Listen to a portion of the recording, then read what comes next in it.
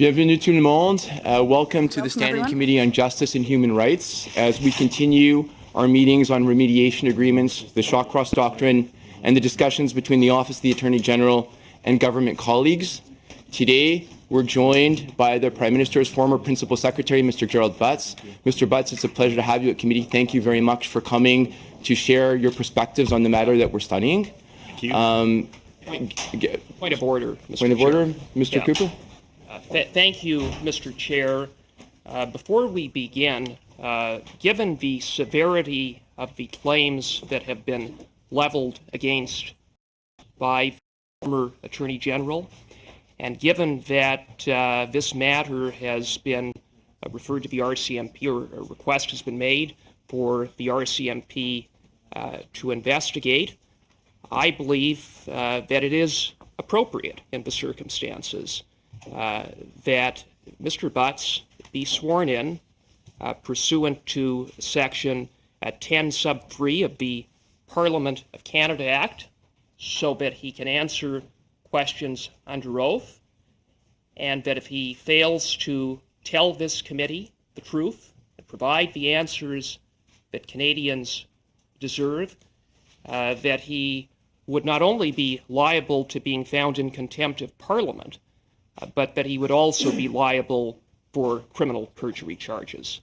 Now, I recognize that this is really in the hands of the Liberal majority on the committee, and I would implore my colleagues opposite to support this motion, do the right thing, and if Mr. Butts has really nothing to hide, then I think he'd be quite open to taking the oath. So, Mr. Cooper, as you know, you can't make a motion on a point of order. Given the importance of this, I'll allow, in any case, to have a motion put forward for Mr. Butts to be sworn in. I will point out what the clerk has told us at previous meetings when this issue has arisen, that nobody has been sworn in at this committee in at least 25 years, that somebody who is a witness, no matter who they are, is bound to tell the truth at committee. They have to. They can otherwise be found in contempt of Parliament. As Mr. Cooper pointed out, the distinction being that if Parliament is prepared to waive parliamentary privilege, which it has not done since Confederation, then a witness could potentially be liable for contempt. So since Mr. Cooper has previously made this motion, and I know we all want to get the witness's testimony, may I suggest we just move to a vote on the motion, Mr. Cooper? Yes, Mr. Chair. Perfect. So would you like a recorded vote, Mr. Barrett? Okay, so Mr. Clerk, will you do a recorded vote, please? And this is on Mr. Cooper's motion to swear the witness in. D'accord. Monsieur Boissonneau? No. Mr. Sassi? No. Mr. Fraser? No. Ms. Khalid? No. Mr. McKinnon? No. Mr. Barrett? Yes. Mr. Cooper? Yes. Ms. Wright? Yes. Mr. Rankin? Yes. Yes pour 4, 4, et nays contre 5, 5.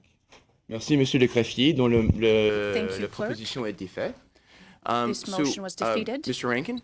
Yes, I just, in a similar vein, I just had a couple of preliminaries. I think you've done this in other contexts, but I'd like to ask if you would remind all members the need to make sure the questions are relevant to the mandate that you've set out. That's number one. Number two, if the witness has a statement, a written statement like Ms. Wilson-Raybould did, I'd ask that it be distributed so we could study it. Thirdly, I'd ask that you allow this witness the same courtesy that you allowed Ms. Wilson-Raybould, namely to stay a little longer if there's a need to do so. Thank you, Mr. Rankin. Yes, so number one, the witness has kindly provided a written statement. It's being copied now, and it will be, I believe copies are now available in both English and French. It will be distributed to the committee members and the other members at the table. With respect to the second question, my suggestion is I think we have a time within the scope of the 2 hours to go at least 3 rounds of questions. So we will at least do that, and then we'll see where we are. And I will also, in the third round, I'll ask the committee if they're willing to have Ms. May and Mr. Weir and people from other parties get 3 minutes, as I have previously done. With respect to the third, I will deal with questions in the line of questions when we hear the witness's statement, but I'll remind everybody, of course, what you have suggested, Mr. Rankin. Thank you very much. Point of order, Mr. Chair. While I recognize that Liberal members have voted against my motion to swear Mr. Butts in, I see no reason why he might not voluntarily offer to be sworn in. Thank you, Mr. Cooper. I don't know that that's a point of order. So we're going to need, Mr. Perhaps Cooper. he be given point of order, Mr. Chair. Perhaps he be given the opportunity. Okay. Thank you, Mr. Cooper. I'm going to move back. So Or I guess so. You just would prefer to ignore a simple request, but perhaps he be given an opportunity. is that a point of order? That he be asked?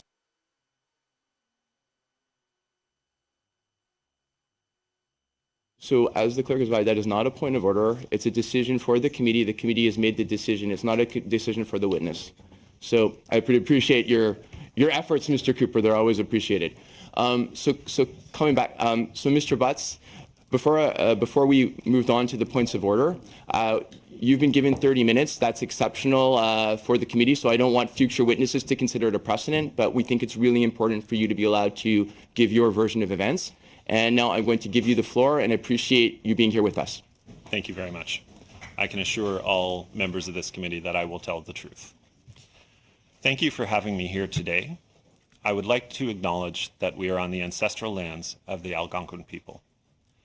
I am not here to quarrel with the former Attorney General or to say a single negative word about her personally.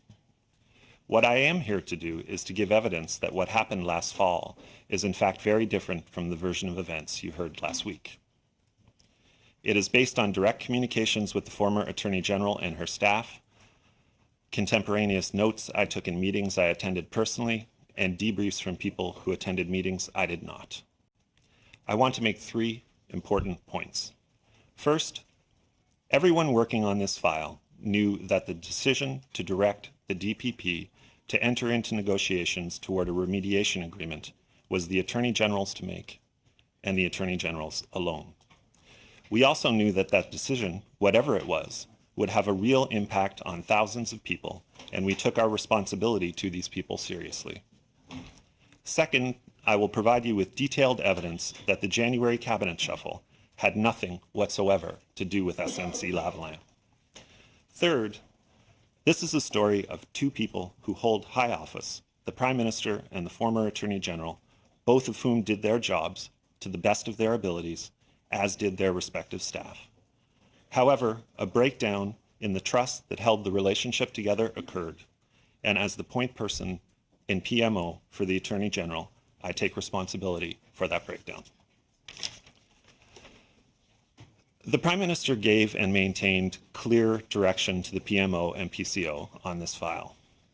That direction was to make sure the thousands of people whose jobs were, and it bears repeating, are at risk, were at the forefront of our minds at all times. If anything could be done to protect those innocent people, we were told to work with the professional public service to make sure that option would be given every due consideration.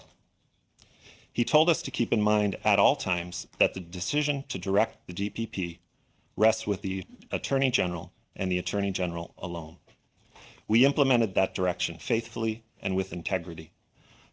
I was personally involved in the file on only a few occasions, but it was principally my responsibility to ensure that the Prime Minister's direction was followed by PMO staff. I have no doubt that they did so to the highest standards. So it was and is the Attorney General's decision to make. It would, however, be Canadians' decision to live with. Specifically, the 9,000 plus people who could lose their jobs, as well as the many thousands more who work on the company's supply chain. The Prime Minister believed that this is a real and significant public policy challenge that deserves a robust and thoughtful response.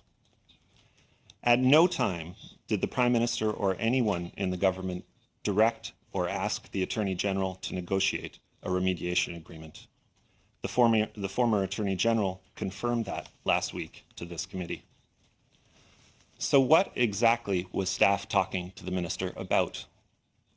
We had a view, which was informed by Department of Justice advice, that it would be appropriate for her to seek independent advice from an eminent Canadian jurist or panel of jurists.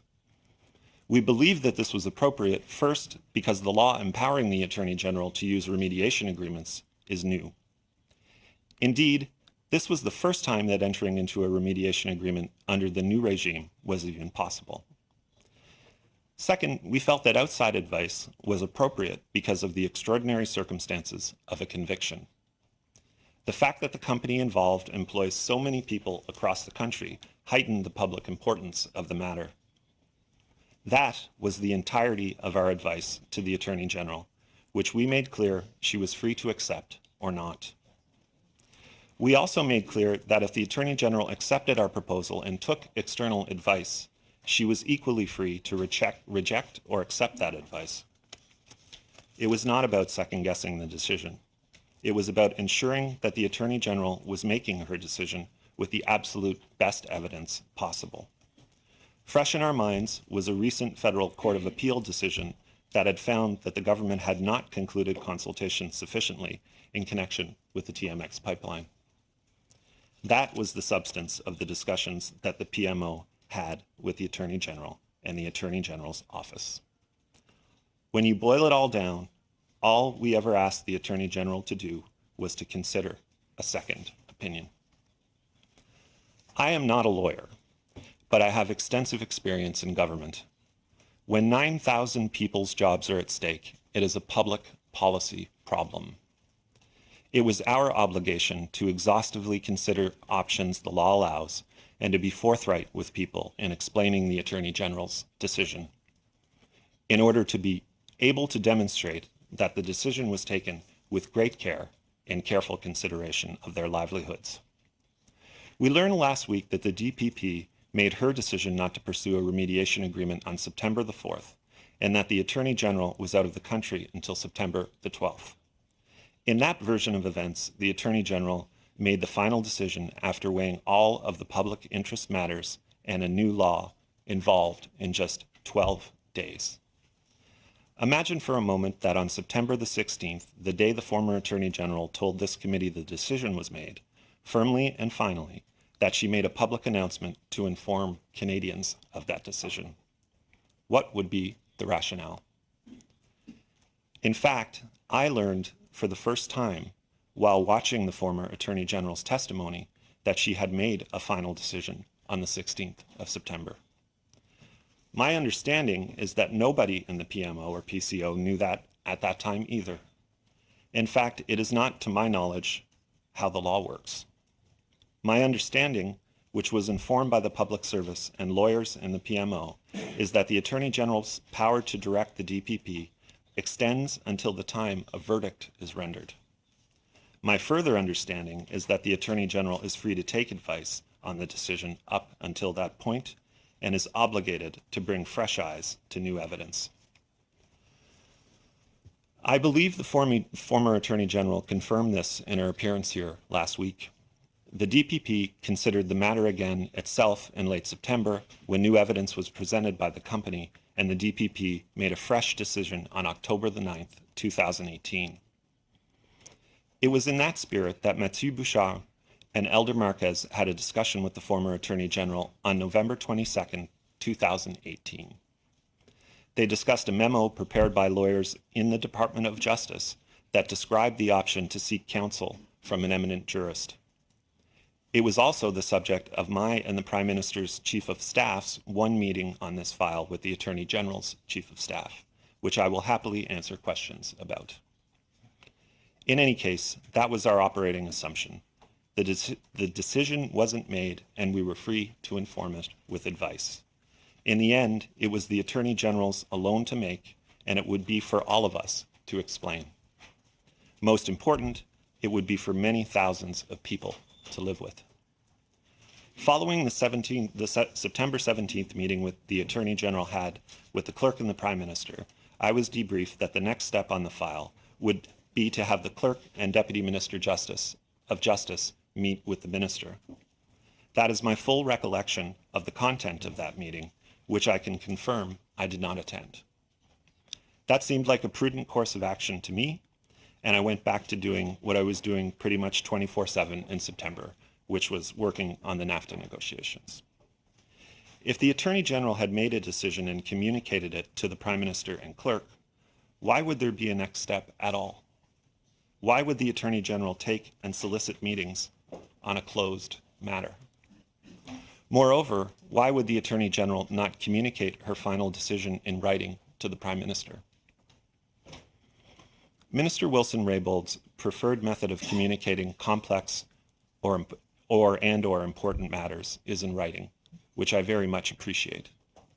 I have studied lengthy memos from the former minister on subjects as diverse as the appointment of a Supreme Court justice, the TMX pipeline process, and the work of the Cabinet Committee on Reconciliation.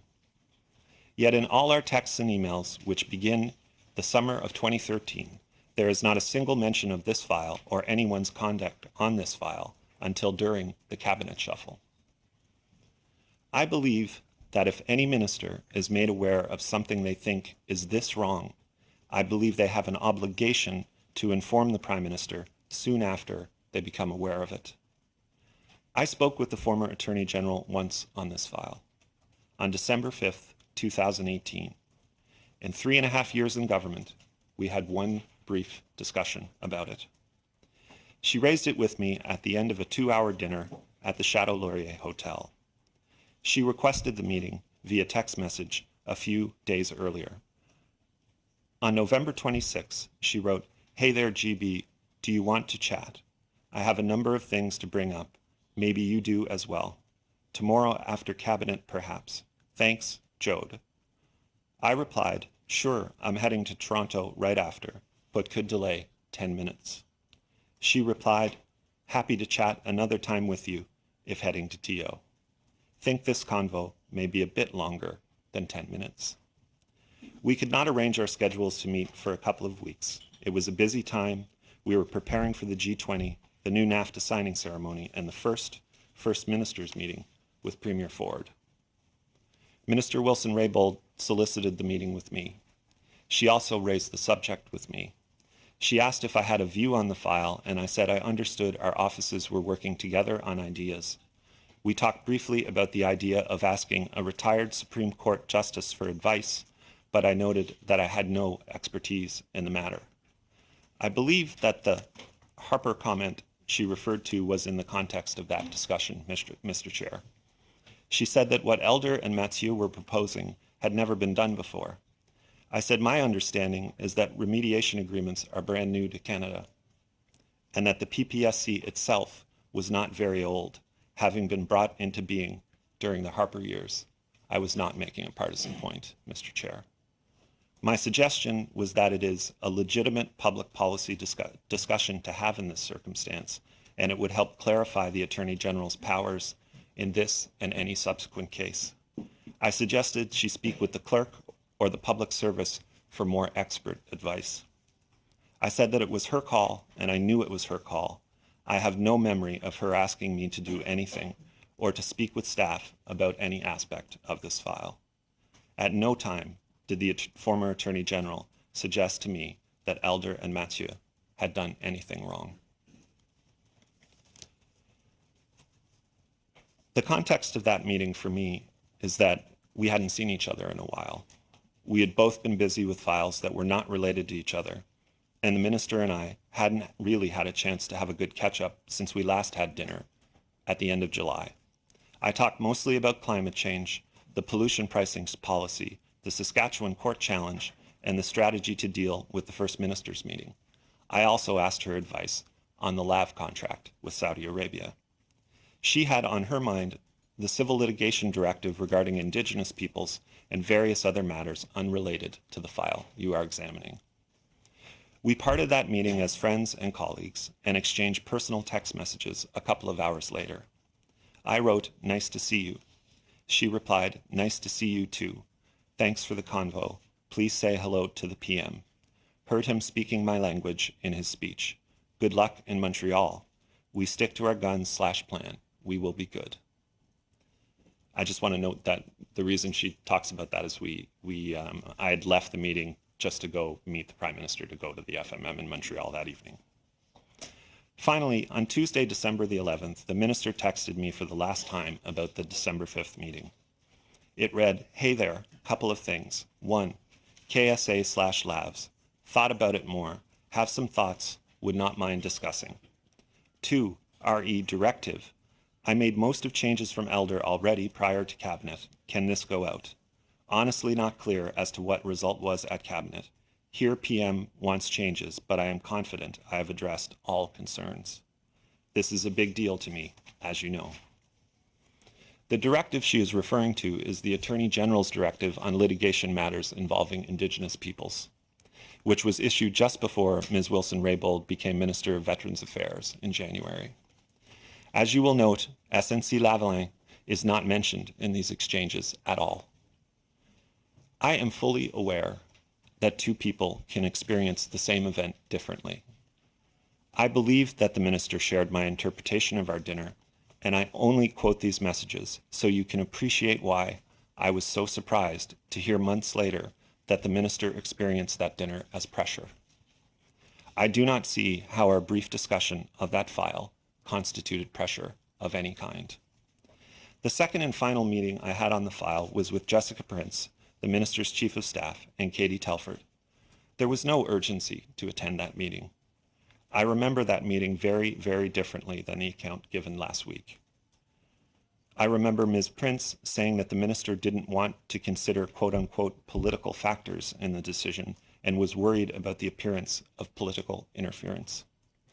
I said that it's the minister's decision, of course, but to my mind, 9,000 people are not a political issue. It was a very real public policy problem. Either way, she decided, I could not see how having someone like Beverly McLaughlin give the minister advice constituted political interference. Ms. Telford's comments were reported here last week out of context. Ms. Telford was simply saying what we say all the time when legal matters come up in the presence of lawyers, that we are not lawyers and cannot debate the law. On the op-ed point, she was simply saying that we would do our best to support the minister, whatever decision she chose to make. That's the sum total of my personal interactions with the Attorney General on this file. A brief conversation at the end of what I thought was a good dinner, and a meeting with her staff where I sought to understand her reticence to receive advice from an independent jurist. This, to me, begs the entire question of what exactly constitutes pressure. According to the former minister's testimony, 11 people made 20 points of contact with her or her office over a period of close to 4 months. 4 of these people never met with the Attorney General in person. In my case, the Attorney General solicited the meeting. That's 2 meetings and 2 phone calls per month for the minister and her office on an issue that could cost a minimum of 9,000 jobs. The minister confirmed last week that nobody ever asked her to make or not make the decision. You now know that the subject of those interactions was whether she would take independent, external advice on the matter. Mr. Chair, we did what those 9,000 people would have every right to expect of their Prime Minister. The Attorney General could have written or spoken to the Prime Minister at any time during this process to say attempts to contact her office on the meeting were improper and they should cease immediately. The minister could have told the people who raised it with her that they were close to or crossing a line. The minister could have texted or emailed me at any time. However, the PMO's interactions with the Attorney General's office were only called into question by the Attorney General at the time of the cabinet shuffle. I'd like now to turn to my role in providing advice for that shuffle. The January cabinet shuffle had absolutely nothing to do with SNC-Lavalin.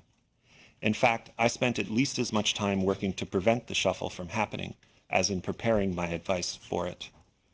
On December the 12th, Minister Bryson approached me and Ms. Telford to tell us he was not running again and that he would tell the Prime Minister later that day.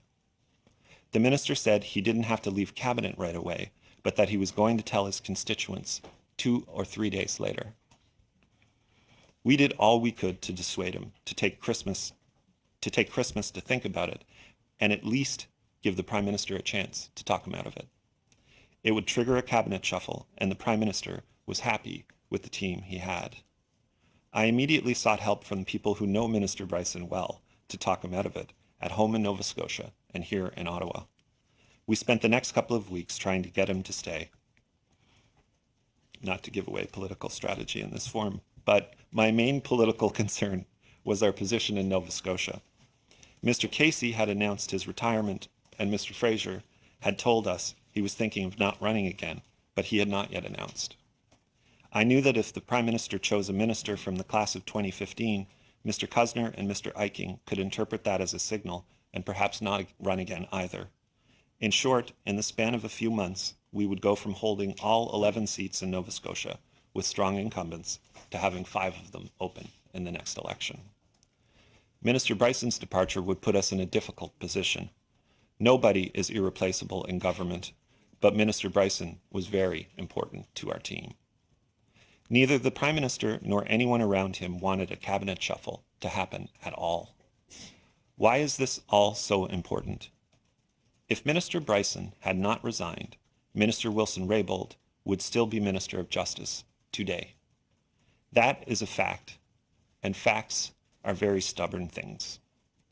Cabinet selections are among the most difficult tasks for any First Minister. I've advised 2 First Ministers on 13 of them. They're all unique. In this case, the Prime Minister would have just a handful of days to factor in all of these complex considerations. And I can say to you with absolute certainty that SNC-Lavalin was not one of them. The Prime Minister directed us to think about options over the holidays, just in case. He told us he wanted to move the fewest number of people possible. He said he had done his pre-election cabinet shuffle in the summer and wanted to minimize the disruption. He reminded us the Treasury Board is an important job that few people outside Ottawa understand, but that it was vital for the basic functions of government. So we came back after Christmas to the news that Minister Bryson would indeed resign. This left us 2 large challenges. We needed a Nova Scotia minister and a Treasury Board chair with ministerial experience. No Nova Scotian except Mr. Regan had been a minister before, and he is the Speaker of the House of Commons. All signs pointed to Minister Philpott moving to Treasury Board. She had been Vice Chair, so she had the experience to do the job. The Prime Minister agreed with this, but he was worried about the signal it would send to Indigenous people.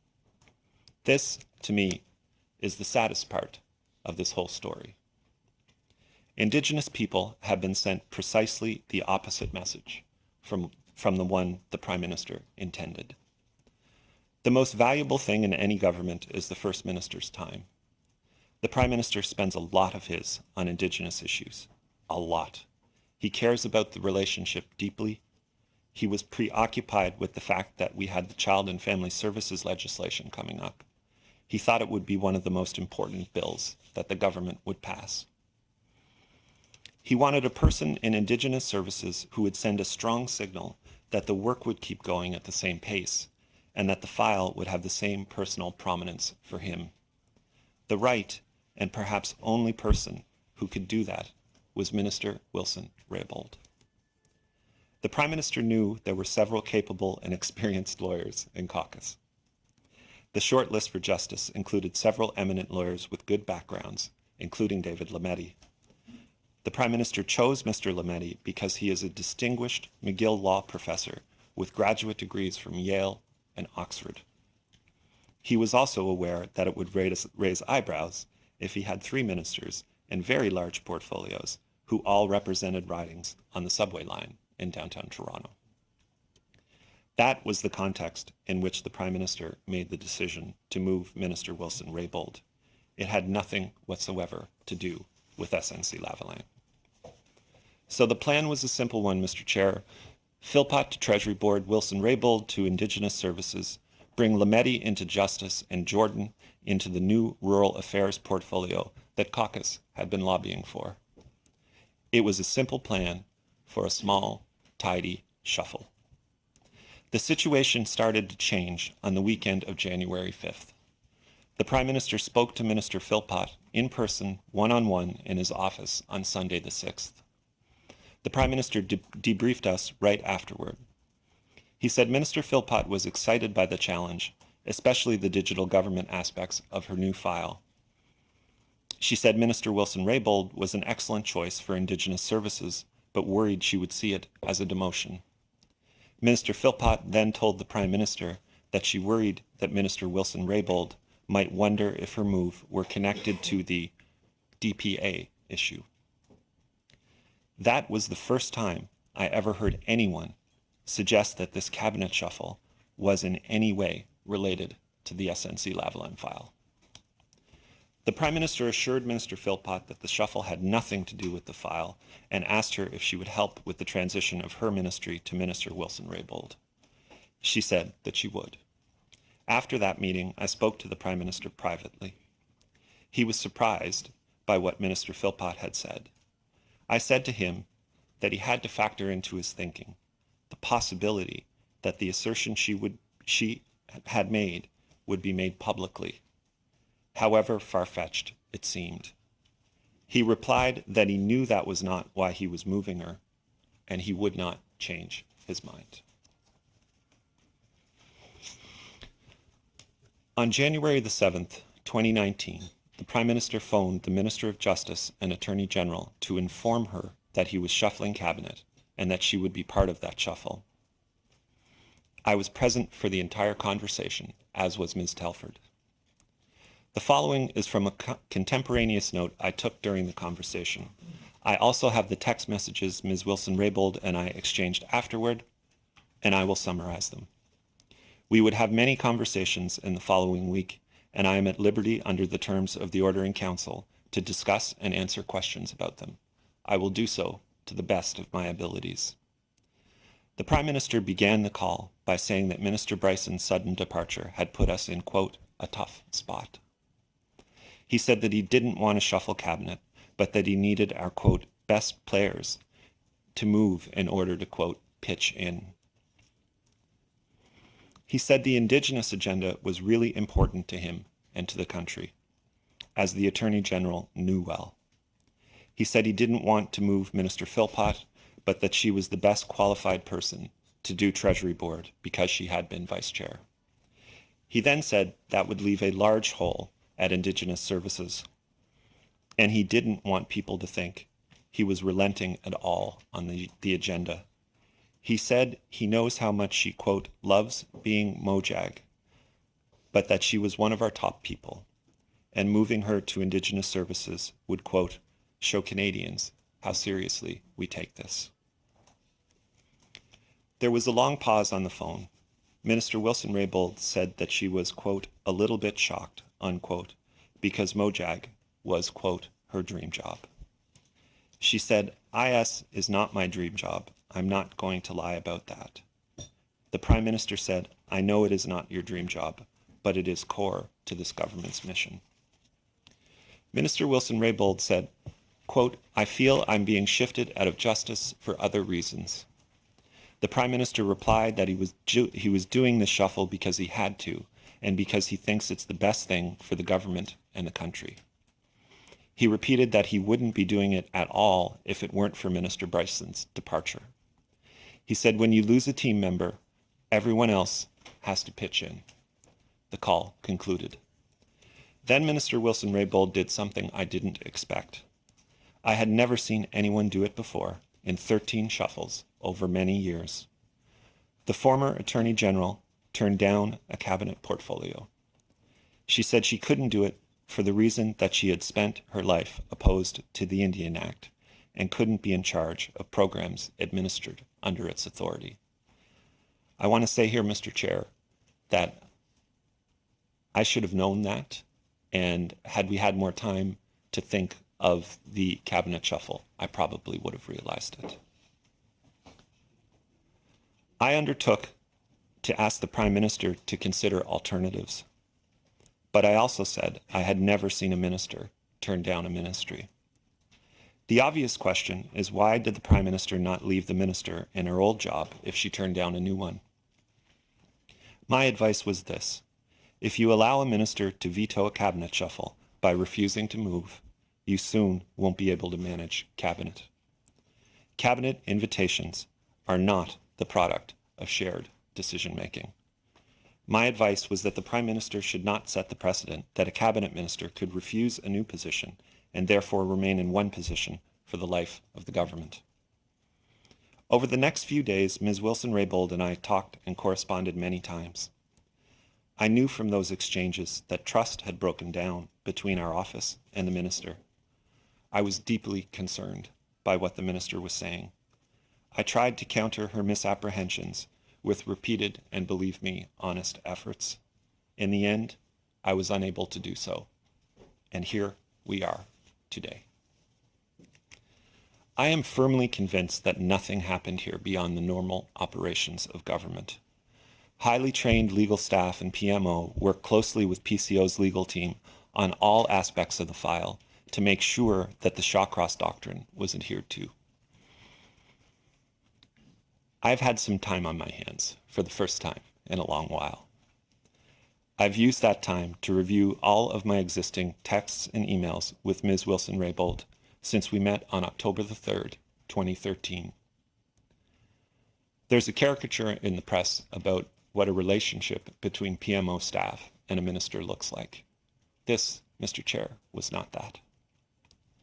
I came to trust Ms. Wilson-Raybould as a valued colleague and friend over the next 5.5 years. We had long, thoughtful, challenging discussions, both professional and personal. She and her husband, Tim, have had dinner at my house with my wife, Jody, and our children. To you, Chair, and to members of this committee, I want you to know this. I know it from long personal experience with the Prime Minister.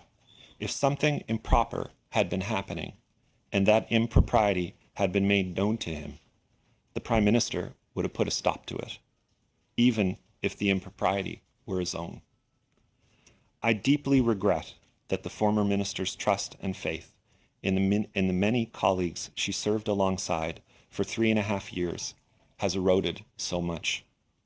And I take my fair share of responsibility for that state of affairs. But what is happening here is not fair to the people named in her statement. They are good, hardworking people of extraordinary talent and integrity. They care deeply about their country, and they and their families have sacrificed much so they can serve it. I suspect that, like me, they learned of the former Attorney General's specific allegations against them for the first time last week, while watching this committee's proceedings. It is the highest honor of my professional life to have worked with all of these people, and so many others on so many important matters for so many years. I bear Ms. Wilson-Raybould no malice or no animus, and I wish her and her husband Tim well in the future. Most of all, I hope that this sad episode can be resolved quickly so the people who still have the privilege of being temporary occupants of high public office can get on with their vital work. I want to thank the many, many friends who have reached out over the past few weeks. Your kindness is the stuff of life. I hope that what I have said today gives you the context and rationale for my resignation that I could not give you before now. It is one thing to be accused of something on the front page of the paper. It is another to be accused of it by a friend and a cabinet minister. One happens all the time. The other had never happened to me before. The Prime Minister and I have been close friends for almost 30 years. That is well known. If I stayed on, his actions or inactions toward me could have been used to accuse him of playing favorites, that he was choosing his best friend over a minister. I could not allow our friendship to be held against him, so resigning was the right and necessary thing to do for the office and for the Prime Minister. I appreciate the opportunity to put that on the record, Mr. Chair. I hope my testimony today will provide the necessary information to allow the people I have worked with on critical issues, from climate change to job creation to helping people escape poverty, to refocus their energies and efforts on their vital work. Thank you all for your patience today, and thank you all from all parties for your many years of dedicated public service. I look forward to your questions. Thank you very much, Mr. Butts, and thank you for your public service as well.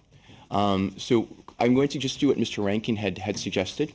I usually am very flexible in timing, but within these meetings, I am sticking to a fairly strict time frame. Before every round, I will remind everybody how long they have, and I will stick to that with respect to everyone, which means that given the short time frame, I would ask the witness to please be succinct in his responses to the extent he can, and also to ask questioners to let the witness finish his answers unless he's really going on too long. And I will jump in at that point. With respect to the subject matter, let's all try to remember that the subject matter is the SNC-Lavalin issue. I will allow some latitude, but if I see that you're not getting to the point, then I'm going to remind you to get to the point. So hopefully that's fair with respect to what Mr. Rankin asked me to remind everyone. And then with respect to the rounds, do I have unanimous agreement to go to 3 rounds as opposed to 2 for this witness? Yeah, perfect. And then the third round, I will again ask everyone before the third round, and perhaps I will even do it now. Does everybody agree that at the end of the third round, Ms. May and Mr. Weir can ask a question for 3 minutes each at the end of the round? Oh, excusez, vous n'avez pas vu. Et Monsieur I Plamondon didn't aussi? see you, and Mr. Plamondon as well can ask questions. Parfait. Donc, ce sera 9 minutes à la Perfect. fin de la So troisième 9 ronde. minutes at the end of the third round. And does everybody now have copies of Mr. Butts' statement in English and French? Est-ce que tout le monde a la copie de... OK, parfait. Everyone have the Perfect. copies? So we're going Great, to thank you. start in the first round. Oh, so that's why I want to make sure before we start questions that everybody has it. Mr. Butts? Chair, I just want to point out that my statement is longer. The written statement is longer. I did my very best to shave it all down to meet the timeframes. So the written statement has additional detail in it.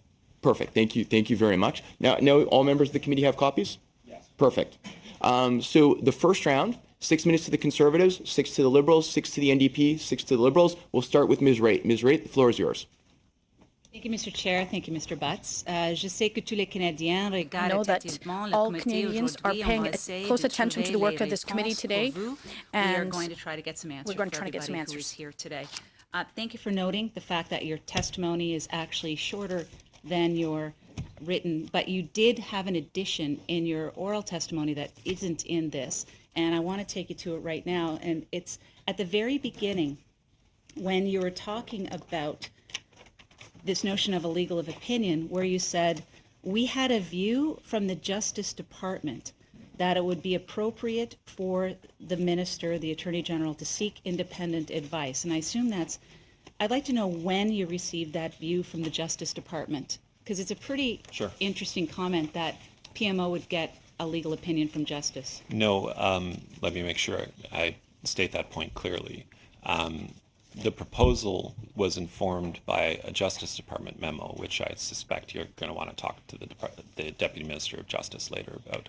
Okay. That was where I believe it was an options memo, Ms. Raitt. Yeah, and Jody Wilson-Raybould mentioned that, but how did you get possession of it, Mr. Butts? I have no idea. Okay, and do you remember around what time you received it? No, Okay, is it possible that it was before September 17th that you received it? I don't think so, no. Okay. I remember it in the context, excuse me, sorry, Of course. I respect your question.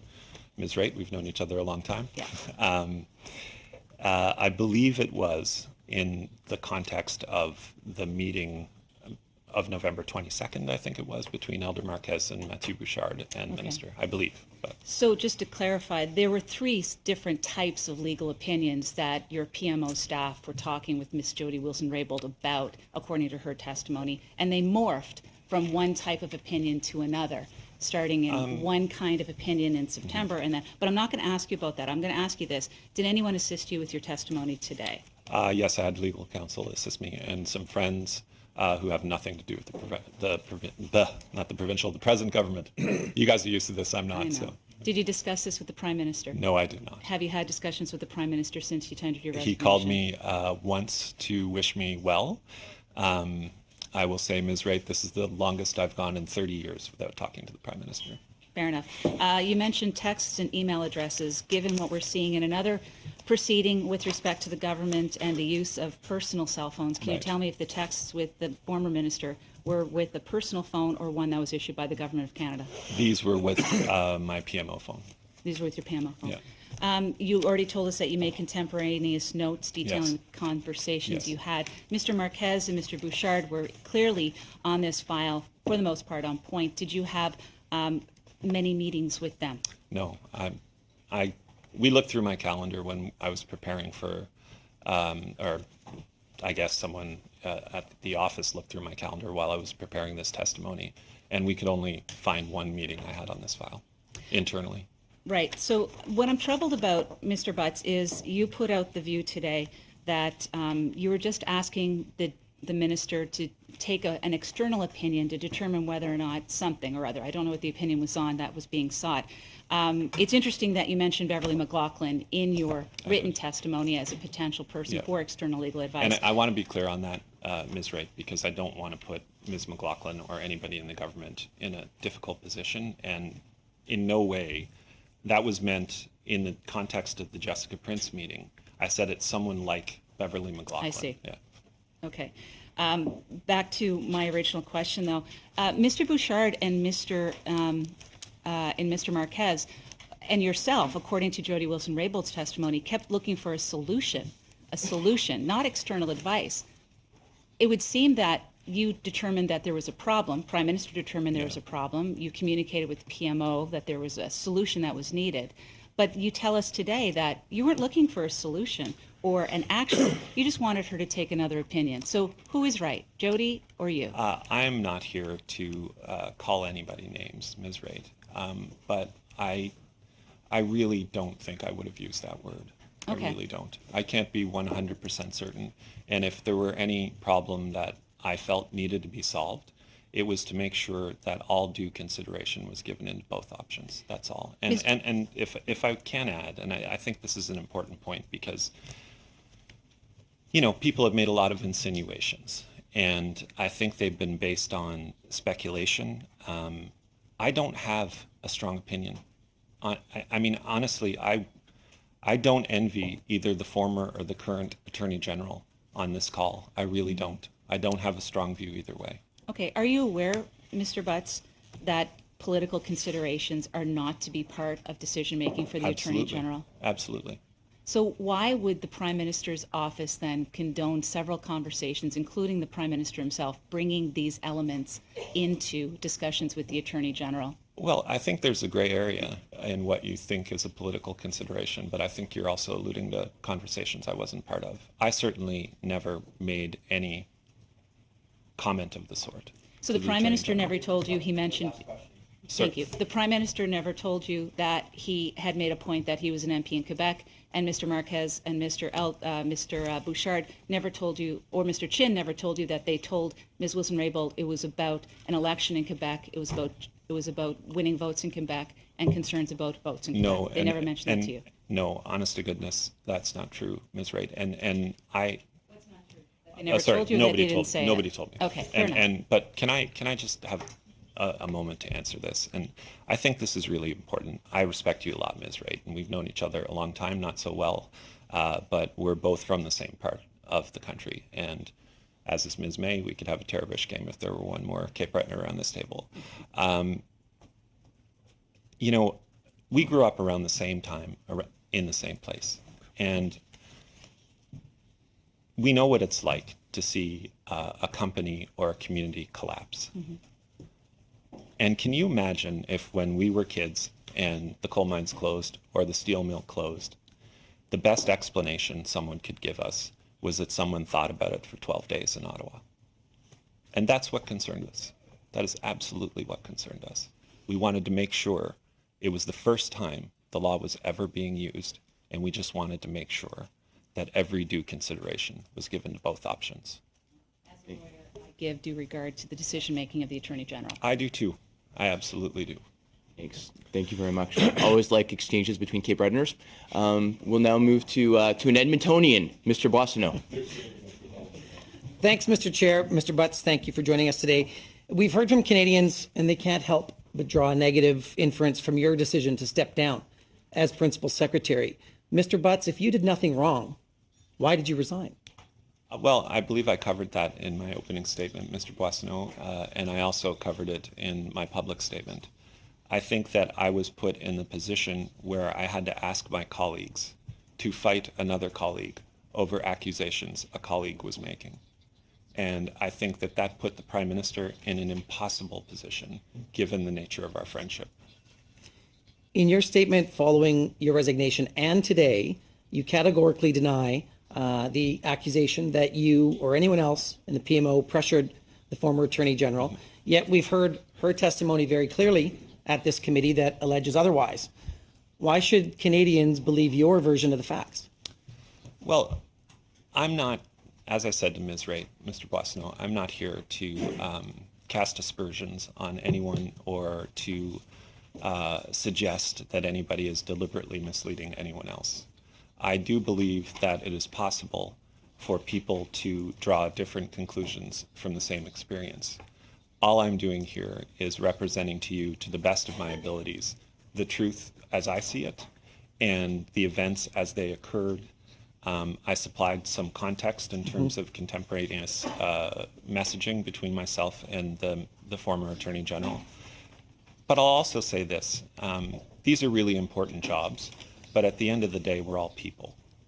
And when trust breaks down amongst people, I think that it's easy to see things that have already happened in a different light. Thank you. In your statement, you said that it was important that the former AG be able to provide a rationale for not giving a remediation agreement to SNC-Lavalin. In your mind, why was it important that she be able to give a rationale for not giving a remediation agreement to SNC? Well, a couple of things. One is the legality of the legalities, the law on this is very fresh.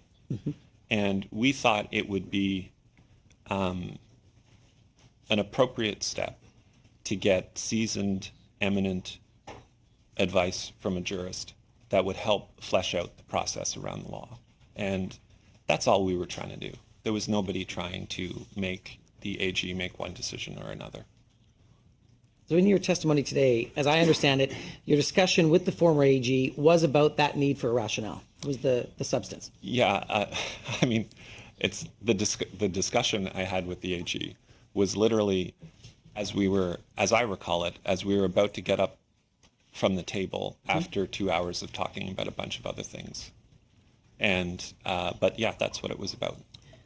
That's helpful. Ms. Wilson-Raybould shared her perspective that it was appropriate for colleagues to draw her attention to important policy considerations related to this issue, as you've done today, related to jobs. Yet when this pressure veered into the realm of provincial politics, she then deemed it inappropriate. So do you believe that successive meetings and raising such issues was appropriate? What do you mean by such issues? Well, members of the PMO talking about the fact that provincial politics are coming, that there's an election on the horizon. I'm not going to pass judgment on what anyone else did, Randy. Okay. Mr. Boissonneau, excuse me. Do you believe it was appropriate for people to speak with her at all after she had said that her decision was final on this matter? I do not recall, as I said in my opening statement, that she ever said that. And I'm not sure why. I mean, my understanding of the law, and I will say to you what I said to Ms. Prince on Sure. December the 18th or whatever that was. I'm not a lawyer, so I'm always very hesitant to get into detailed discussions of the law. And that is particularly true in my interactions with the Attorney General. So I don't know what I can say on that, Mr. Boissonneau. No, that's fair. Yeah.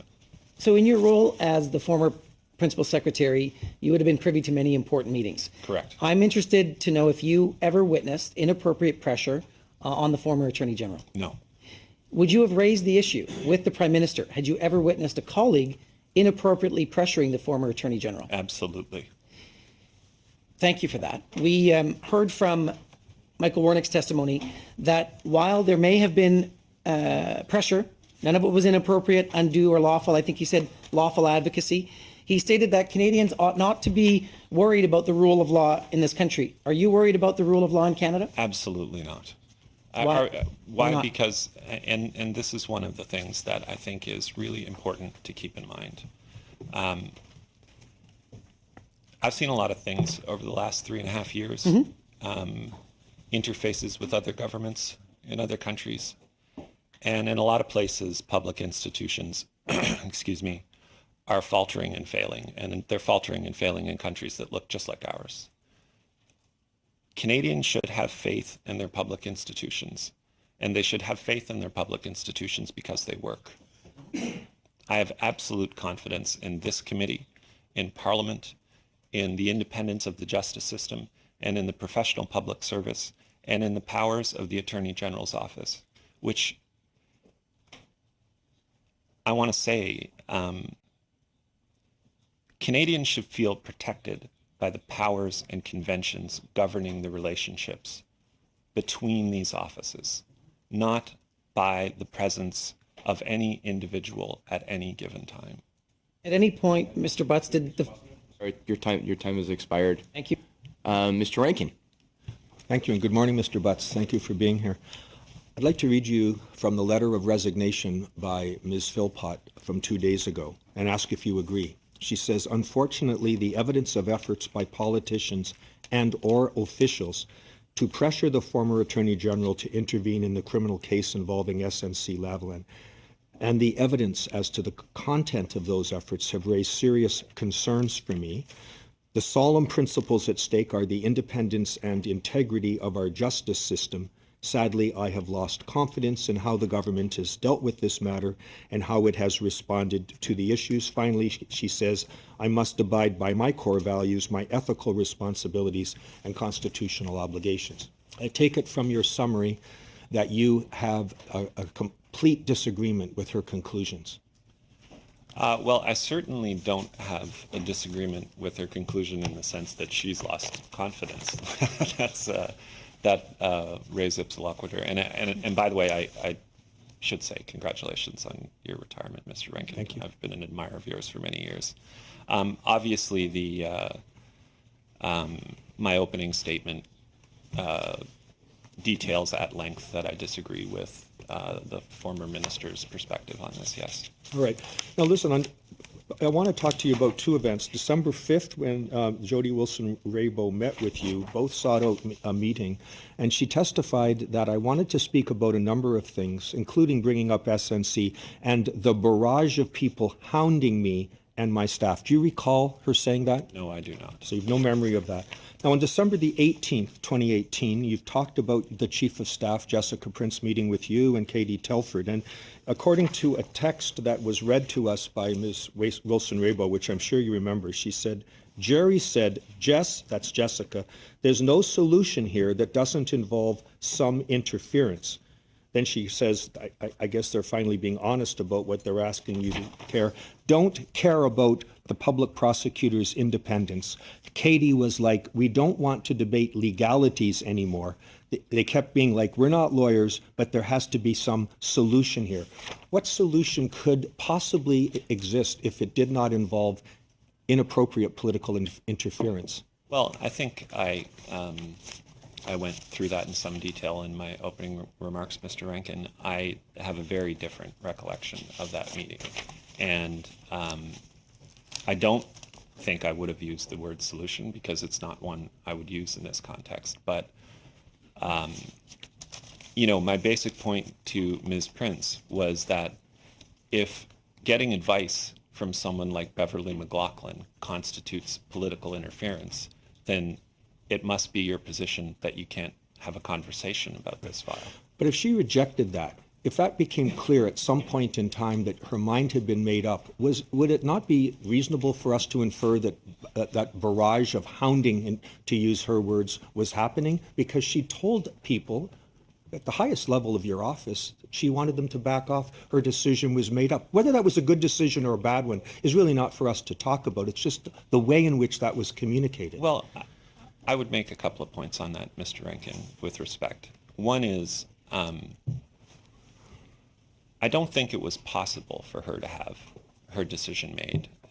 My sense, and as I was briefed by the professional public service at the time, was that she was obliged to bring fresh eyes every time new evidence arose. And was there any new evidence?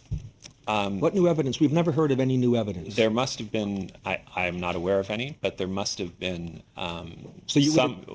there must have been some reason for the DPP herself. So you would accept that if there were no new evidence, that it would be inappropriate to continue to push her, having demonstrated, as she had said so clearly by that point in time, that her decision as independent Attorney General had been made up? No, I would not accept that. I would ask professionals for advice on it if that were in dispute. Because you said, I think, in your testimony that up until the verdict, it's yes, always appropriate that is my to understanding talk. of the law. All right. Yeah.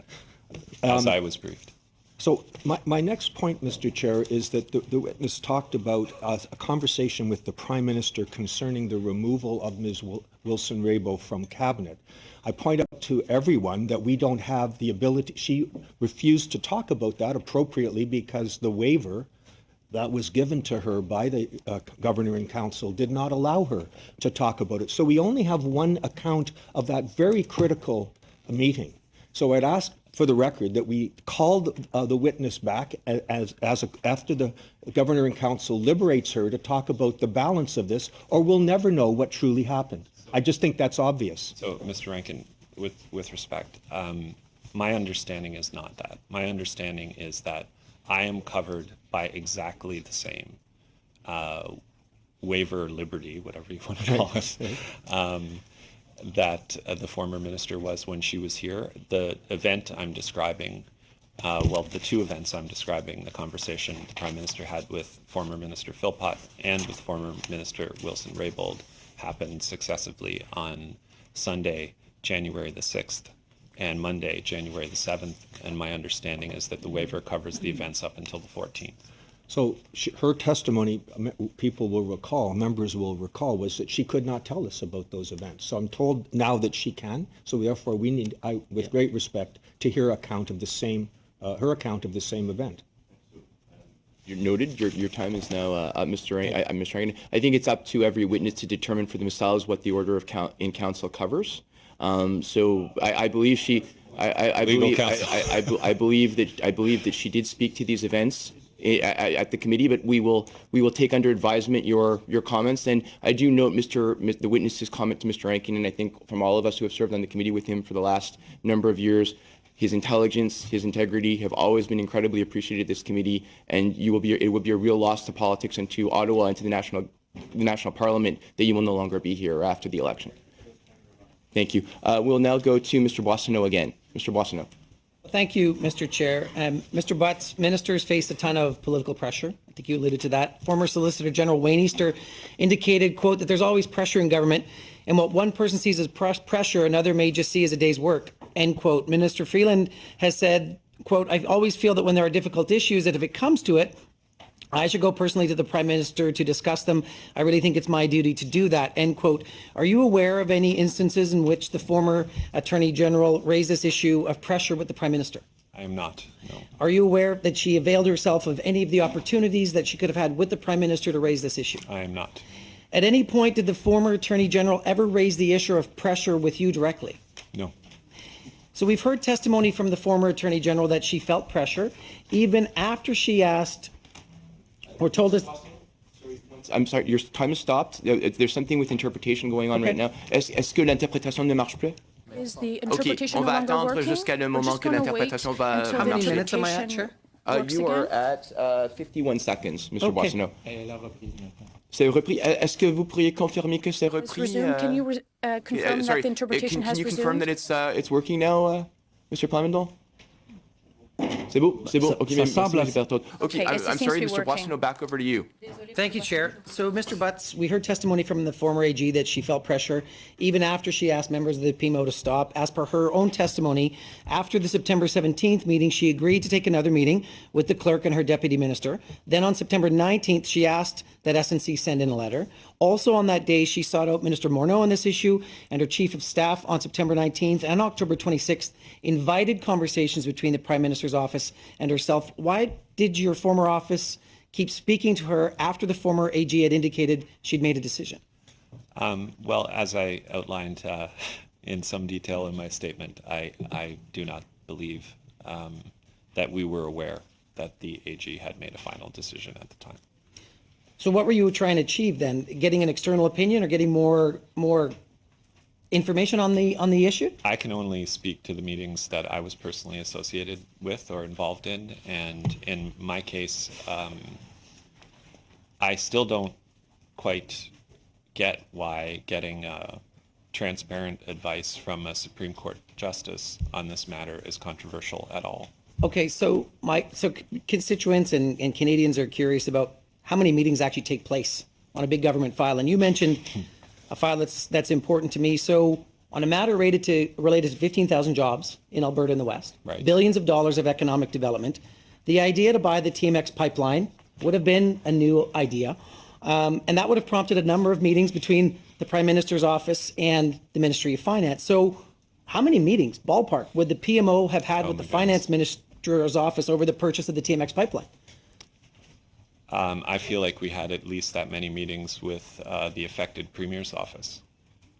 So what, So 5 meetings, 50 meetings, 30 meetings? How many meetings in the first couple of weeks on TMX? On the TMX acquisition, I would say, I wouldn't want to venture a guess, Ballpark. but it probably 100. So is that normal for a file that's this big? A file that big, for sure.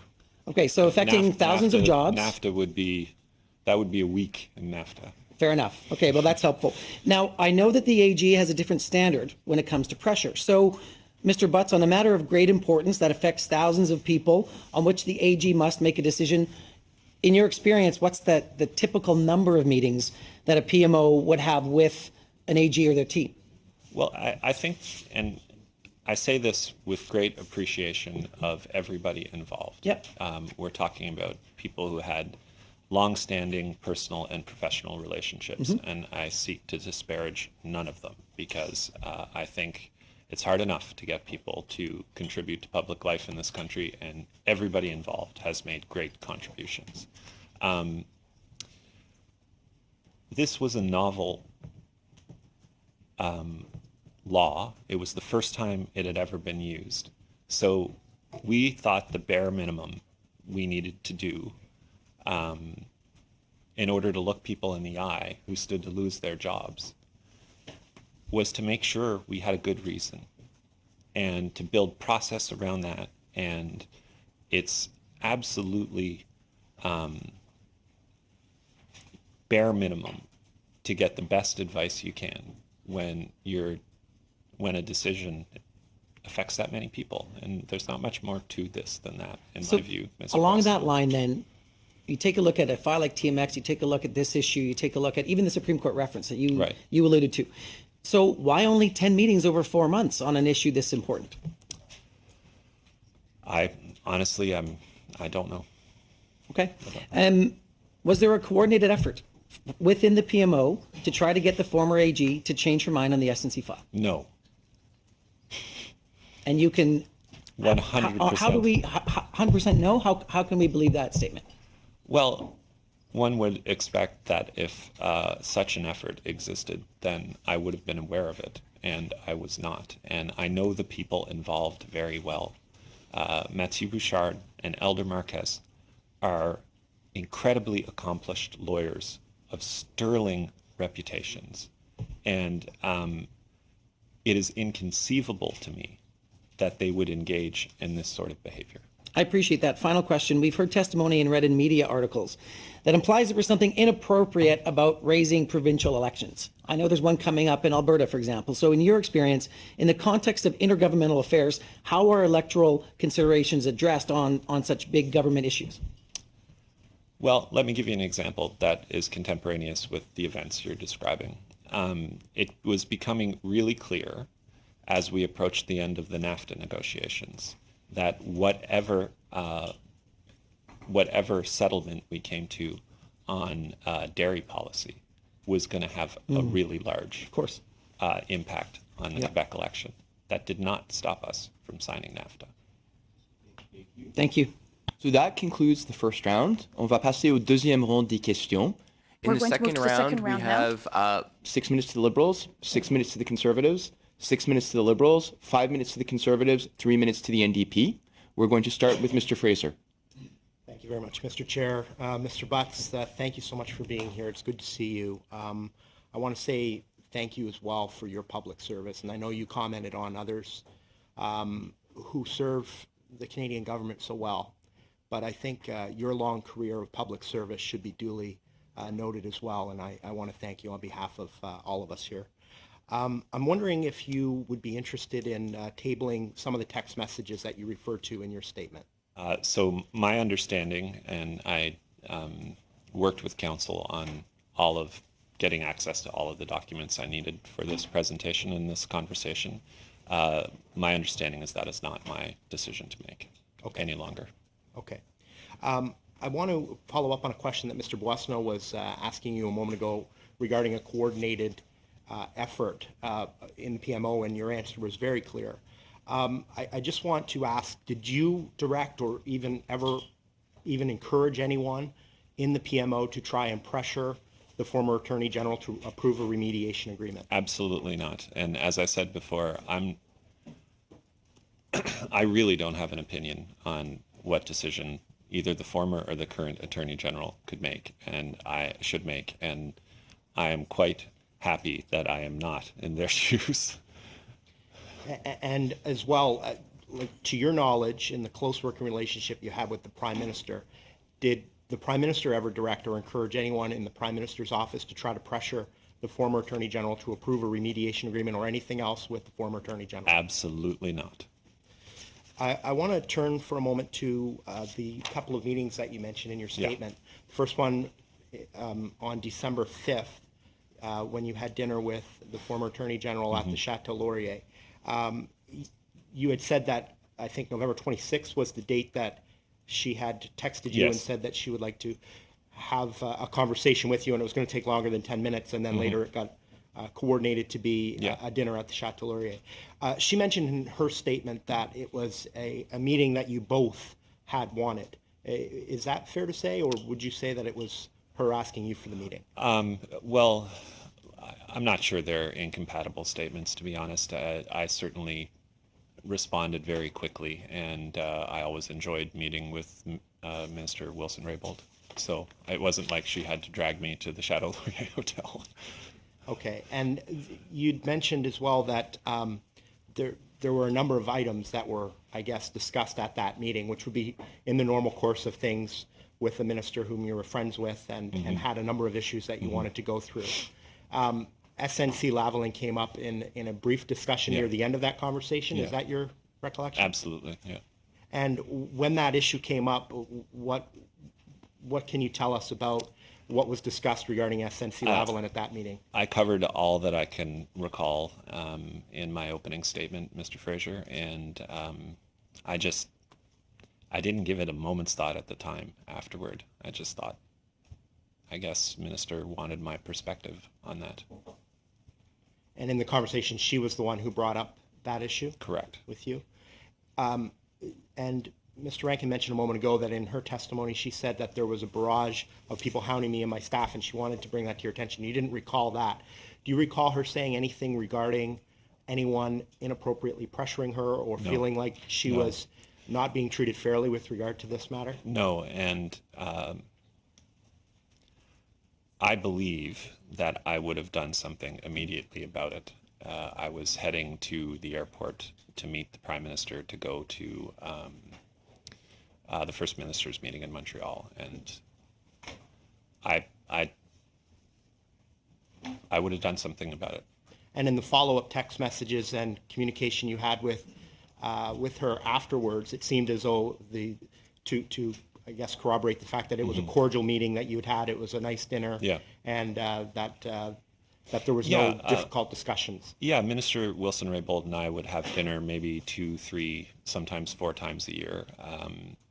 And we'd catch up on a whole lot of things. I mean, I learned a tremendous amount from her, and I have a lot of respect for her.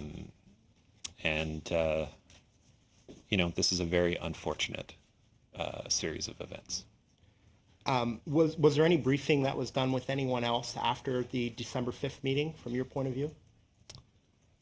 Anything related to? I may have mentioned the next day in Montreal that I had suggested, or I usually debrief Katie, Ms. Telford rather, or the clerk maybe. I don't know. I don't have a clear recollection of it, to be honest. Okay, and it was quoted that you had said that you disliked the law and we need a solution on SNC stuff, and you made comment about that, but that's not the way that you would have characterized that. No, and I appeal to the firsthand knowledge of the people who have worked with me over the years on very delicate, sensitive matters, including many of you around this table, and ask you whether or not that is in keeping with my character to do such a thing. Okay, and the Harper era law that you were talking about, or you talked about the fact that there was a director of public prosecutions brought up, and that happened in the time that Stephen Harper was the Prime Minister. That was the context of that. Yeah, that's it. It was a chronological point, not a political one. Okay, thanks very much. Thank you very much. Ms. Raitt? Mr. Butts, you said that you reviewed your texts since you have resigned from PMO. How did you still have possession of your government phone? I acquired the ability to review my texts through my counsel. I do not have possession of my government You don't have your phone, so you received the access to the phone? Is that what you're saying?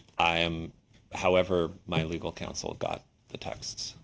That's how I got them through my legal counsel. So they did a review of records and they produced the texts to you? I'm not sure what you're asking, Ms. Raitt. I'm asking how, if you gave up your phone when you left the PMO, that you still had access to the phone to produce the texts today. You said you didn't. You received it from your legal counsel. That's true. And I'm asking who then picked the texts that you were to receive and look at. You may recall there was a small story on the front page of the Globe and Mail about this a few weeks ago. And when that story ran, I said to myself, actually, it wasn't when the story ran, it was the next day when I got a very specific question from the Globe and Mail through the office directed at me about my meeting with Minister Wilson-Raybould. I believe they were even specific enough to say at the Chateau Laurier Hotel, where my first instinct was to look at my phone and see if I remembered it as correctly as I thought I did.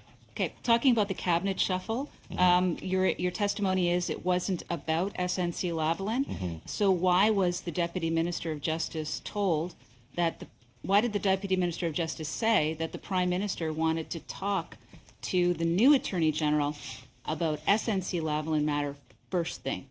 I have no idea. You'd have to ask the Deputy Minister of Justice that. Okay. Do you believe that SNC-Lavalin was entitled to a deferred prosecution agreement? No, absolutely not. I'm going to read you a part of the mandate letter. Did you draft the mandate letters for the ministers? Did you have a hand in drafting the mandate letters? I'm not sure. I think that's a subjective standard. I probably read them before they were sent, but I don't think I... Right. Yeah. Well, one Have interesting you handed piece for me is that the Attorney General of Canada, you are the Chief Law Officer of the Crown, responsible for conducting all litigation for the federal government and for upholding the Constitution, the rule of law, and respect for the independence of the courts. That would seem to be the marching orders for the former Attorney General of Canada. I would agree with that. And she was discharging her duty during this entire time. I believe so. I have no reason to believe she wasn't. Okay. You mentioned a minute ago, Mr. Butts, that Elder Marquez and Mr. Bouchard have a sterling reputation and they would not engage in certain matters of politics. Now, I want to take you through the chronology because what I find interesting is it was consistent how many times attempts were made to either get directly to the Director of Public Prosecutions, which is completely not acceptable. The only connection between the Director of Public Prosecution and the government is through the Attorney General. Would you agree with me on that? I would agree with that, yes. So when Ben Chin started negotiating on behalf of SNC-Lavalin, indicating what they were prepared to agree to, as one of the chiefs that report to you, do you find that to be acceptable? Sorry, could you repeat that? So Ben Chin, on September 6th, said that SNC's legal counsel was former Supreme Court Justice, and he also indicated that SNC was prepared to agree to certain things in order to get a deferred prosecution agreement. That's the testimony of Jody Wilson-Raybould. If he did that, is that acceptable behavior in your opinion? I'm not going to answer a conditional question like that because Wow. I don't know if he did it. So Mr. Bouchard and Mr. Marquez said on September 16th. But can I say something in response I have to a your whole first? list of these guys. So you can say I can imagine you do. Okay.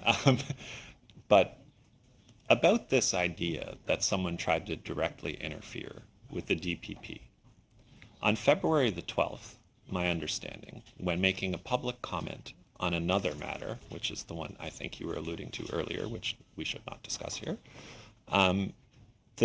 my understanding is the DPP said that there had been no political interference in that matter or in any other matter.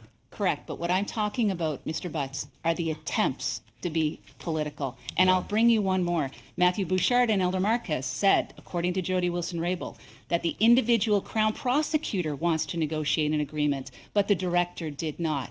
How would members of your PMO staff have knowledge of what a single Crown prosecutor would know or not know about a DPA? I have no idea whether or not that is factually correct. Okay, as well, they indicated that the Deputy Minister of Justice thinks that she can get the Public Prosecution Service of Canada to say that we think we should get outside advice. So that's Prime Minister's office, Justice Minister, Justice Deputy Minister going directly to the Director of Public Prosecutions. Would you agree that that's not acceptable? I don't believe that they did. You don't believe that? That they went so you don't directly believe the testimony of Jody Wilson-Raybould? That is not what I'm saying. Well, this is her testimony, and this is what I'm saying. On September 19th, both again raised the idea of an informal reach out this time to the Director of Public Prosecutions. How is that acceptable as an indication from the Prime Minister's office to suggest an informal reach out from either the Deputy, the AG, or even a member of the Deputy's staff? How is that acceptable when we know the line between Public Prosecution Service and the politics of this country is very clear? I agree. Can I answer it though, Mr. Chair? I wanted to let you know that that's Okay. I agree that it's very clear, and I just want to go back to the substance of my evidence I'm providing here. I think that I don't think I know the people involved. I worked with them closely. I know the file a little bit. It just doesn't ring like something they would do on this or any other matter. Thank you very much. We're going to Mr. Fraser now.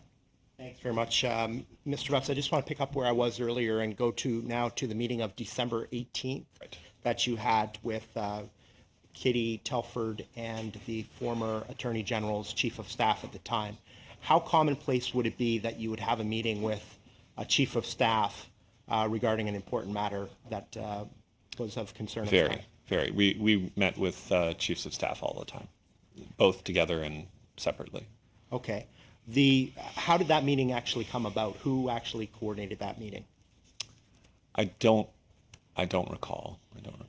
I mean, it was, as you say, that my answer to your first question, Mr. Fraser, is that it was very commonplace for such meetings to happen. It wouldn't have been unusual, in particular at that time of year. Ms. Telford and I tried to meet with Chiefs of Staff at the end of sessions to check in and see how things were going, that kind of thing. Okay. In her testimony, the former Attorney General had indicated that she had received a text message from her Chief of Staff shortly after the meeting indicating that the meeting was, that she was urgently summoned to the meeting. Does that sound like a fair characterization of your meeting? I can't think of a single instance in which Ms. Telford and I urgently summoned anyone. But as I said about my dinner with Ms. Wilson-Raybould,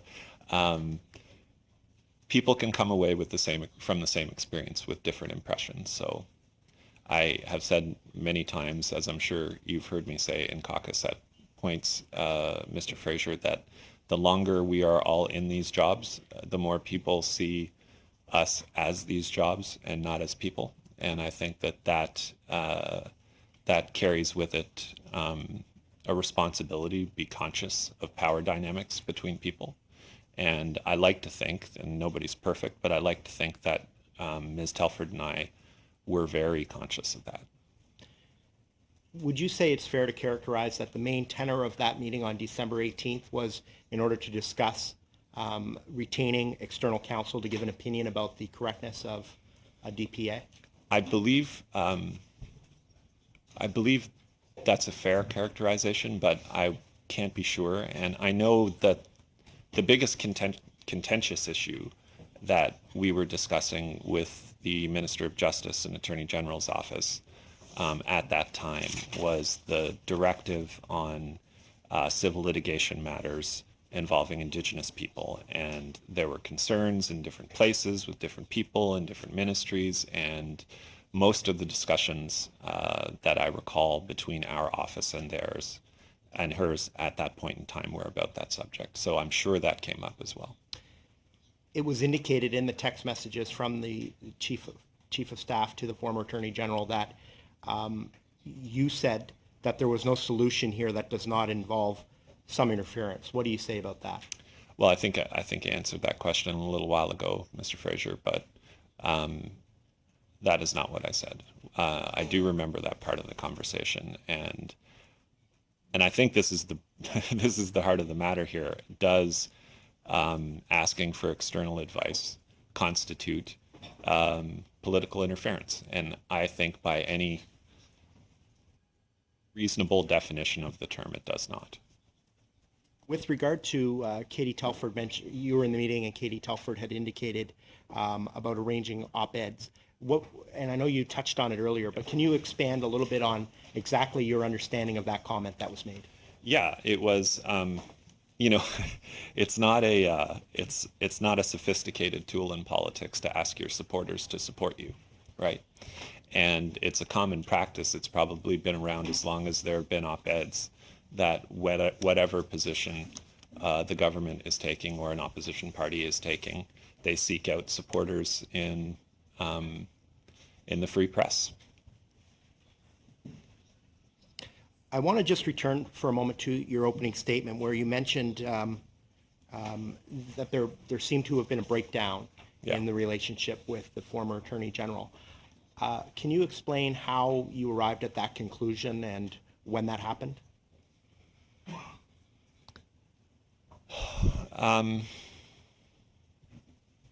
I think, from my perspective, I felt like Ms. Wilson-Raybould and I, for most of the time, we worked together, whether going way back to her nomination and the election campaign, which you will all remember was not a smooth sail across a calm sea. I felt like we could generally work things out. And I think in the context of the cabinet shuffle, that became very difficult. And I think that's when trust broke down. Okay. Thank you very much. Those are my questions. Thank you very much, Mr. Fraser. We go back to the Conservatives. Ms. Raitt. Mr. Chair, I would like to move a motion, please, that the witness produce all communications, texts, emails, written notes between himself, Jody Wilson-Raybould, Matthew Bouchard, Elder Marquez, Katie Telford, David Lametti, Jessica Prince, Ben Chin, Bill Morneau, and Justin Trudeau. Do you have it written out anywhere, Ms. Raitt, to be able to? Only in my BlackBerry. Can I ask a question? Can you write out, would you mind writing out the motion and then allowing Mr. Cooper to ask the questions in the rest of your time and then coming back to the motion when everybody can get a copy, and I'll give you back the time to put forward the motion? Well, I'm going to ask questions in this round right now, Mr. Oh, yeah, I'm sorry. I thought Mr. Cooper was asking certainly, about. Yeah, certainly I'm fine with that. So Sure. I'll Yeah. continue? Yeah. Okay. Mr. Butts, did you know that on September 17th, Jody Wilson-Raybould indicated that she instructed her staff to ensure they had a very detailed chronology of all meetings and conversations about the SNC-Lavalin and deferred prosecution agreements because she was worried about what was going to be happening in the coming months? Were you aware of that? I was not aware of that, no. Well, she did, which I found interesting. As we were talking about what the Prime Minister office staff was doing to try to get to the Director of Public Prosecution, the second type of legal opinion that was sought was different, and this time it was a legal opinion sought on the actual director's decision to not grant a deferred prosecution agreement. Were you aware that Mr. Elder and Mr. Bouchard requested that? I'm not even sure I know what that means, Ms. Raitt, to be honest. It Okay, well- sounds, you are a lawyer, correct? I am. I am not. These are important issues, Mr. Butts, and because you're testifying here that you are the link between the Prime Minister and the Prime Minister's office, and yet the Prime Minister's staff was clearly over the line of appropriateness. That's testimony from Jody Wilson-Raybould, and that's my assumption based upon the fact that she put forward. So at the end of the day, you are responsible for these matters, and your responsibility flows up to the Prime Minister. That is correct. I'm also testifying that if anyone crossed a line, it is the responsibility of the minister to inform somebody about that. And I'm presenting myself as the most likely person that would have been informed, and I was not. So in her testimony, when she indicated that she brought it up with you and said it was inappropriate, your testimony is you don't recall it that way. My testimony is that I recall a very different conversation, yes. And that she did not tell you that it was inappropriate for people to continuously ask her about her decision after she had made it? Well, I think whether or not she made it is the subject of some debate. Well, let's go back to that. How often? I will say that if a minister, any minister, especially the Attorney General, spoke to me and said that a member of my staff or any other staff were pressuring them in an inappropriate way on any matter, I would have spoken to that staff. So let's go back to the Section 13 memo that was written for the Attorney General. For background, when the Director of Public Prosecution determines there's a matter of public interest that she needs to inform the Attorney General, she writes a memo that is only for the Attorney General's eyes personally, does not go to anybody else. And she lines out exactly why she's taking the decision and why it is important. How often did you receive in the Prime Minister's office written instruction from the Attorney General on what she had did or did not do on a Section or Article 13 request from the Director of Public Prosecutions? I'm not aware of any. Never. Why would you testify that you thought that she should have provided written commentary or written notice to the Prime Minister's office? I didn't say she should have provided written commentary on I think you did in your testimony, a Section Mr. 13 Butts. order. I did not. What I said was that if she had made her mind up on a matter, she did not have to disclose the content of the order. She could have simply informed us that her mind was made up and that any attempt to open the subject with her was inappropriate. And I think that a fair evaluation of the events of the fall suggests that that was not the case, that further meetings were welcomed and solicited, and advice was also welcome. So your testimony is that on the occasion that the Director of Public Prosecution sends a note to the Attorney General indicating a matter of public interest, that the Attorney General has the obligation to inform the Prime Minister's office of a decision she took, because that's exactly what you just told us. No, that's not exactly what I just told you. What I told you was that if her mind were made up on the matter, she need not disclose anything about the content of the order. And my understanding is that that would be inappropriate if she did.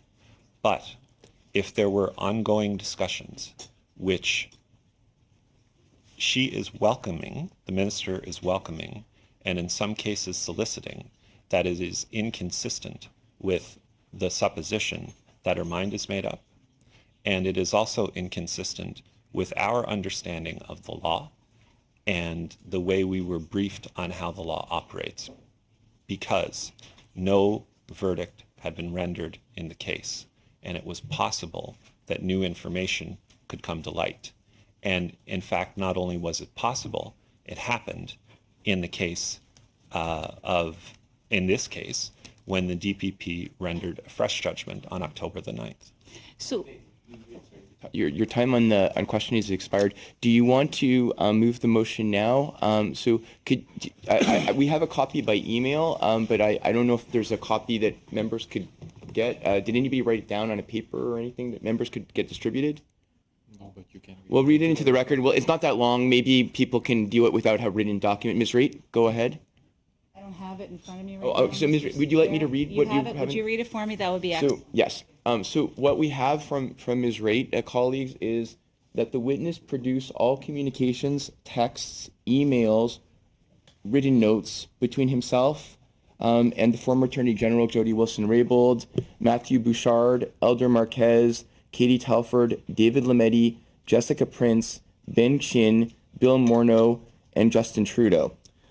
Is that correct, Ms. Raitt, as to be your motion? I'm going to take your word on it. Yes, it sounds right. It's all the players. So Yes. may I just make a comment as chair? That in itself would be beyond the scope of what we're doing. I think you mean to add in at the end the words related to the prosecution of SNC-Lavalin. Because that would be the terms of okay. So then it would be receivable. I just also want to clarify with the witness. I believe before when Mr. Fraser asked if the witness could produce certain texts, I believe there was a reason that the witness said wanted to advance that he couldn't, which is that he's no longer part of government and Correct. he doesn't own these texts, and it's not up to him to he can't produce them. Is that correct, Mr. Butts? That is correct. They are not under my control. So I think that the words that the witness produces probably also then no longer the right words that the committee asked for perhaps might be the right words. I leave it to you, Ms. Raitt.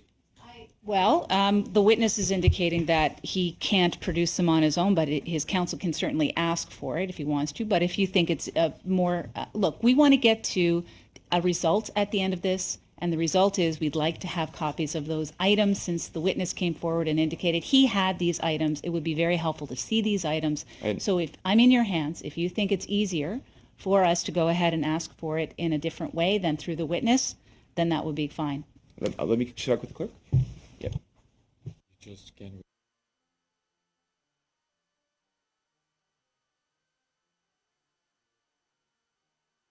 Thank you very much. So the clerk is suggesting that the words that the witness be replaced by that the office of the Privy Council. That sounds great. Thank you. Thank you very much. So then I judge the motion receivable, and then debate. I have Mr. Boissonneau, but Ms. Raitt, do you have anything further to say before I pass it to Mr. Boissonneau? On the top, I just want to make sure that we're not just capturing only the texts that may come from the government-issued phone, but if there are any texts on personal phones that those, or personal email accounts, that those are captured as well, which is not a PCO function. It's a function of the witness. in the measure that the government can have access to these communications. The clerk suggests that to the measure the government could have access to these communications would be the right wording, but I mean, or alternatively, that we simply call for the production and we don't ask anybody specifically to produce them. That would be fine. I think we all understand the concept, and we'll get to the right words in the event that concept is accepted. I think that's basic there. That we're asking that the motion is to ask for the production of these text, emails, communications related to SNC-Lavalin between the people mentioned, regardless of whether the device was government or personal. Yes, thank you. Thank you. Sorry, so Ms. Raitt, did you wish to speak to your motion, or do you want me to pass it to the next person? We can pass to the next person. I think it's evident and clear why we'd like to have paper copies of what's been disclosed. Thank you very much. Mr. Boissonneau. Mr. Chair, I think we... Can I say one thing to Ms. Raitt, which may be helpful, Mr. Chair? Of course, Mr. Butts. What I can tell you is that all of the information that I have at my disposal about that involve direct correspondence with the former minister about that December 5th meeting, I read entirely into the record. There is not something that I have not. Actually, that's not true. There is one thing, and it's a small personal thing, and it is that Ms. Wilson-Raybould was going to meet someone after our dinner, and she disclosed that to me, and I'm not sure it's appropriate for me to do that, to say. Okay, but Perfect. The entirety of the text that I have about the December 5th meeting with Minister Wilson-Raybould are quoted in my long statement. Thank you. Thank you. So back to Mr. Boissonneau on the motion. So, Mr. Chair, based on what Mr. Butts has just said, and based on where we ended up in the testimony with Ms. Raybould, I will be voting against Ms. Raitt's motion. Mr. Butts has indicated that he has read the text into the record, and I think that is appropriate for the purposes of this study. Okay. Further discussion? I'll just request a report. Certainly, Mr. Barrett. So is there any other, but before we do that, I just want to make sure that there's nobody else that has their hand up. I just want to say something. So the intent and purpose of ensuring that we capture any texts, emails between the witness and the Prime Minister's office staff is because I'm going through right now a chronology where two members of the PMO, according to Jody Wilson-Raybould, were very inappropriate in the way in which they approached her office as the Attorney General. And the witness has indicated that he has no knowledge of it, but that he believes in their sterling reputation, that they would not engage. He is their boss. I would like to see whether or not there are any texts associated with them reporting to him or him giving them direction. I think that is an absolutely reasonable request to be made. Thank you very much, Ms. Raitt. Any other intervention? Not seeing any. Mr. Barrett has requested a recorded vote. Mr. Barrett? I'm sorry, Mr. Barrett, Mr. Clerk? If I may Yep. I request you to clarify with the committee there is an invitation today? It's in, this motion is in order, I believe, for production. It is not an invitation to produce, right? And Ms. Reid, I'll look to you, but I believe that what you intend is that these be produced. Okay, so just, yeah. So everybody understands this would be in order to produce these various documents between the individuals listed related to the SNC-Lavalin prosecution. Again, and Mr. Barrett has requested a recorded vote. I'm going to the clerk. Merci, Monsieur le Président. Alors, Monsieur Boissonneau. Thank you, Chair. Mr. Essasi. No. Mr. Fraser. Ms. Khalid. No. Mr. McKinnon. Mr. Barrett. Yes. Mr. Cooper. Yes. Ms. Raitt. Yes. And Mr. Rankin. Yes. In favor 4, en défaveur 5. Okay, dont la proposition a été faite. But now So we the go to motion was Mr. defeated. Rankin. Your time is now up. You have 3 minutes on this round, sir. I'd like to ask Mr. Angus to ask questions. I'm on sorry, our behalf. Mr. Angus. Mr. Angus, the floor is yours, sir. Chair, the question that's been put forward to us by the evidence of Ms. Wilson-Raybould is a concerted campaign of interference in the independence of the Public Prosecution Service by your office. That's the question before us. So her testimony provides us a picture. We have Mr. Marquez and Mr. Bouchard wanting an informal reach out to the prosecutor to go around her. She said that that would be political interference. Ben Chin says it's about the Quebec election, which would be a completely inappropriate thing for someone from your office to say. Bill Morneau, after being lobbied, pushed her and she told him to back off. The clerk of the Privy Council had numerous conversations, one of which she said she was threatened 3 times, including where he said, you don't want to be on the wrong side of this Prime Minister. The Prime Minister said, according to her testimony, that he wanted action because he was the MP for Papineau. Katie Telford, according to Ms. Wilson-Raybould, said she wasn't interested in legalities, and she has you on the record as saying, I don't like the law, it's a Harper law, and then further, that we don't get through this without intervention. So how do you then tell us this was he said, she said, and not a concerted campaign that you were involved in to intervene and override the decisions being taken by the Attorney General of Canada? Well, excuse me, I think I detailed the reasons why I don't think that was the case. I was present in the office for that time period described, and absolutely no effort to intervene in the independence of the justice system. But you said to Jess Prince that we don't get through this without interference. No, I did not say that, and I So explained are you it. saying then that Ms. Wilson-Raybould testified? She was very believable to Canadians. You did not agree to go under oath. So the question is she wrong? Did she make that up? I think I explained at length, Mr. Angus, what I think happened. No, but I'm not getting an answer here. You may have explained it, but I don't understand. Because, Mr. Angus, as you say, with respect, she either lied or she Angus, didn't. please let the witness finish. Sorry, Please let him just finish the answer, and then we'll come back to you. Finish the answer, Mr. Butts. Mr. Angus, It's about her credibility, it is about what happened, okay? and there are different perspectives on what happened. I see. I am not here to call anybody names, and you will not get me to cast I'm not asking you aspersions. to call someone names. I'm asking whether or not there was interference, because facts, my No friend, is as the you answer said, to that question. No. facts are No is the very answer. stubborn, because I will ask you then, it's not just her, but Ms. Philpott said, I have lost confidence. I must abide by my ethical and constitutional obligations because of the allegations of interference by your office. There can be a cost to acting on one's principle, but there is a greater cost in abandoning them. So is Ms. Philpott not understanding this either? I would certainly agree with the last statement that there is a cost to abiding by one's principles, as is there a cost to abandoning them. Thank you. I think that in this case, as I detailed at length, there's more than one way of looking at it.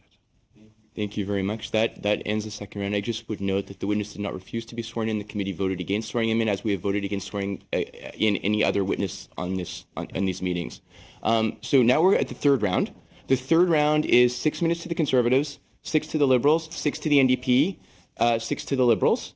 And then we have agreed that at the end of this round, the three other representatives of not recognized political parties in the House of Commons, because you need 12 seats, will be allowed to ask 3 minutes of questions each. So we will start with the Conservatives. Monsieur Berthold? Monsieur Berthold.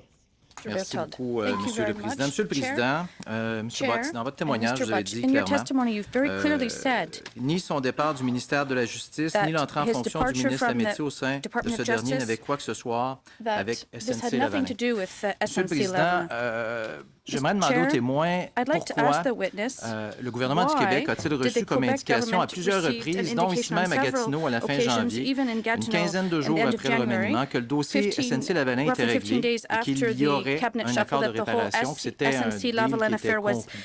Monsieur le Président, comment le gouvernement du Québec pouvait-il croire qu'un accord était dans la poche si tout ce que vous vouliez, quand vous avez fait des communications répétées auprès de la ministre, l'ancienne procureure générale, c'était de mettre la pression sur la procureure générale pour obtenir un avis externe. Comment est-ce qu'on peut laisser entendre à un autre palier de gouvernement que c'est dans la poche l'accord de réparation, alors que tout ce que vous vouliez, c'est avoir un avis juridique pour permettre à la procureure générale ou au nouveau procureur général de prendre la bonne décision? Ça ne fonctionne tout simplement pas avec votre témoignage. De laisser entendre parce qu'après un remaniement ministériel, on a maintenant un ministre et on laisse entendre un autre gouvernement qu'il y a un deal, il y aura un deal, il y aura un accord de réparation. Ça ne fonctionne pas avec ce que vous avez mentionné depuis le début. I'm not aware of the situation you're describing. I'm not aware of any communications between the Government of Canada and the Government of Quebec on this issue. Certainly not in the time frame you're talking about. Well, that's not true. I'm aware of the fact that the Premier of Quebec, the current Premier of Quebec, raised it personally with the Prime Minister, as did the former Premier of Quebec, but I'm certainly not aware of what you're talking about. Donc, vous n'êtes pas au courant So you're not aware of any communication that could have happened between members of the cabinet or members of your office at that time with members of the Quebec government suggesting that SNC-Lavalin, thanks to the cabinet shuffle, would have a remediation agreement, and such an agreement would be a done deal. Merci beaucoup, M. Butts. Je laisse maintenant la parole à M. Cooper.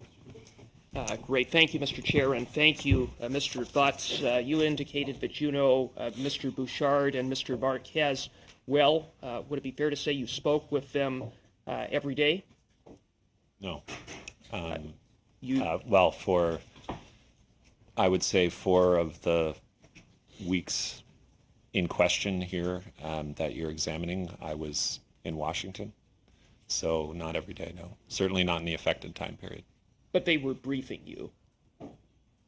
From time to time on a wide variety of matters, yes. And so you would have been aware of their activities on the file in general terms? In general, yes. I mean, Okay. I certainly gave them overall direction, and they would report back from time to time. Okay. And you mentioned that you were briefed by Prime Minister immediately after the September 17th meeting? Sorry, I didn't hear that. At the meeting with Ms. Wilson-Raybould, the clerk, and the Prime Minister, I thought I heard you say you were briefed immediately after that meeting on the 17th. I did not say immediately after, and to be honest, Okay, I don't recall whether the clerk or the Prime Minister debriefed me on the meeting. The Prime Minister asked for an outside opinion at that meeting? Not that I know of. Not that you know of. But we do know that on October 18th, Mr. Bouchard asked for an outside opinion to Jody Wilson-Raybould's Chief of Staff. The answer was no. On October 26th, again, Mr. Bouchard asked for an outside opinion to Jody Wilson-Raybould's Chief of Staff. The answer was no. On November 22nd, Jody Wilson-Raybould was called by the PMO to meet with Mr. Marquez and Mr. Bouchard, where again the issue of an outside opinion was raised. Again, Ms. Wilson-Raybould said no. And then on December 18th, you, at the meeting with Ms. Prince, in conjunction with Ms. Telford, again, were asking for an outside opinion several months later. Mm-hmm. What possibly could you have understood her answer to be other than no, and that therefore she had made her decision. She was not going to overturn the decision of Director of Public Prosecution. So those are two different questions, whether she would accept external advice and whether she would overturn the decision of the DPP. And in fact, the distance between those two things, Mr. Cooper, I believe, is the heart of the matter at hand. My perspective on this, and it was informed by professional public service advice, was that there was nothing wrong with discussing this. And as I said in my testimony, I was not pressing in any way, shape, or form that anyone overturn the decision. And I think it's really, really important that we establish that as a fact. And it is... No, but you were basically... Please let me finish, sir, with respect. Yes. And it's an important fact because it is one of the few facts that seem to be shared. The minister testified that last week, and that was certainly my understanding.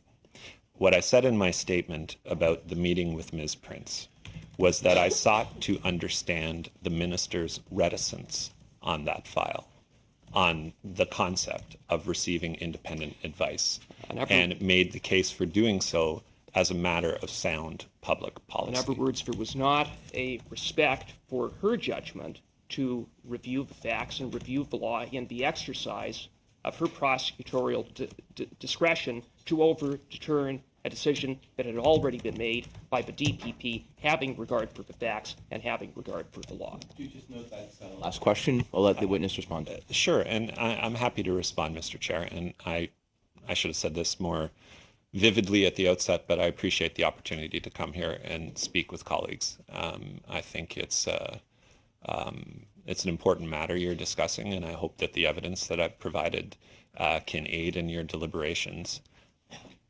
At the end of the day, we really didn't feel that anybody was doing anything wrong and that these were honest discussions. And I would ask you to deliberate on the question. If this was wrong, and wrong in the way it is alleged to have been wrong, why are we having this discussion now and not in the middle of September or October or November or December? Much. We're now going to go to Mr. Sassi. Mr. Sassi, you have 6 minutes. Thank you, Mr. Chair, and thank you, Mr. Butts, for appearing before a committee. It's been very helpful, especially your opening comments. Now, in your remarks, you delved into at length the decisions that animated the changes in cabinet. Mm-hmm. And my question for you Which I'm sure will make me a lot of friends, but I was under obligations to do so. Absolutely. Now, my preliminary question is, you were saying in your opening remarks that the first time SNC and the issue of deferred prosecutions came up was by Minister Philpott. Is that correct? In the context of the cabinet shuffle, yes. Yes. So prior to that, before you had reached out to any of the new people being appointed, there was no discussion whatsoever about deferred prosecutions or SNC? Certainly not that I recall. I mean it. Thank you. Now, my second question is, when the Prime Minister spoke to Ms. Wilson-Raybould and advised her of changes to Cabinet, was there any suggestion at that point that she did not have confidence in the Prime Minister? No. A third preliminary question. Before Ms. Wilson-Raybould resigned from Cabinet... You mean on that day in the debrief? On the day that the Prime Minister Right, actually yes. called her to inform her of her new position, there was no suggestion that she had no confidence in the Prime Minister. Before Ms. Wilson-Raybould resigned from Cabinet, did she ever suggest to you that she did not have confidence in the Prime Minister? No. Thank you. Now, if we could go back to the issue of obtaining a legal opinion or perhaps retaining an expert. During the period that you served in the Prime Minister's office for 3 years, were there other instances in which new legislation or a new legal regime was being considered or contemplated in which the Prime Minister's office decided to obtain a legal opinion? I'm sure there were. It's pretty standard operating procedure in my view. I would think so. Yeah. Now, you said the first you heard about the need to obtain outside legal counsel was that was one of the recommendations that was made by the Department of Justice. I'm not sure I would. It's been a long time since I read that memo, Mr. Assassi, so I don't want to be categorical about this. I don't know if it was a recommendation or an option, or since we seem to be having a bit of a Jesuitical discussion about fine definitions, I don't want to say something that is incorrect. So would you mind telling us one more time why you thought it was a good idea to obtain outside legal expertise? Sure. I thought that in a case like this, where so many people's livelihoods were at stake, that, and this was a shared view, it was an obligation of the government to make sure that we availed ourselves of every, that we took a really hard look at it, because you wanted to be able, when you go knock on your doors on the weekend, you wanted to be able to look employees of the company, pensioners, the supply chain in the eye and say, we gave this a good hard look. And that was all that was motivating us. Absolutely. Now, the people involved. Thank you for that. And now, in your opening remarks, you also said that the first time you heard that the Attorney General had made up her mind on this issue on September 16th or 17th. Yeah. The first you heard this was last week during the course of her testimony. That is correct. That is correct. Now, given that you were not aware of that, would it be fair to say that your expectation was that she would consult with other departments? Yeah, I think I want to be really careful here, Mr. Assassi, because, and I think Ms. Wright alluded to this earlier, I don't have any sense of what's in the Section 13 order, and nor should I. That would be inappropriate for me.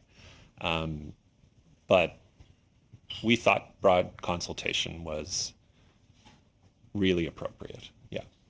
Okay. And I take it you are familiar with open and accountable government? I am indeed, yes. Pages 66 and 67, I believe, cover this subject. Right. So you've had an opportunity to read of course, the various passages that would be relevant to this particular case. Now, the first passage actually says that it is appropriate for the Attorney General to consult with Cabinet colleagues before exercising his or her powers under the DPP Act in respect of any criminal proceedings in order to fully assess the public policy considerations. What does that tell you, that particular passage? It tells me, frankly, that nothing inappropriate happened here. Okay. There's another passage on the same page. It says interdepartmental consultation is also important because of the shared responsibilities among government departments. Is it your opinion that the DPP regime or the SNC-Lavalin file is one that would require interdepartmental consultation? No question about it. Thank you. Mr. Rankin. You just said to Mr. Assassi that the first time you'd heard about her decision being final was last week. I think I heard that correctly. I said that in my opening statement. So in her testimony, she refers Ms. Wilson-Raybould to a November 22nd meeting with Mr. Elder Marquez and Mr. Bouchard, and she said in her testimony that she took them through the Director of Public Prosecutions Act, prosecutorial independence was a constitutional principle, etc., and they continued to plead their case that we could hire an eminent person. They were kicking the tires. I said no. My mind had been made up and they needed to stop. Enough. So I gather that Elder Marquez and Mr. Bouchard work for you? They work for the Prime For Minister. the Prime Minister's ultimately. office, of which you are the director? And yes, myself. Their and Katie report is Telford. to you, and so they knew, at least, it seems, if her account is to be believed. She said, I'll briefly pause about my state of mind. Final decision had been made, and so forth. In my view, the communications and efforts to change my mind on this matter should have stopped.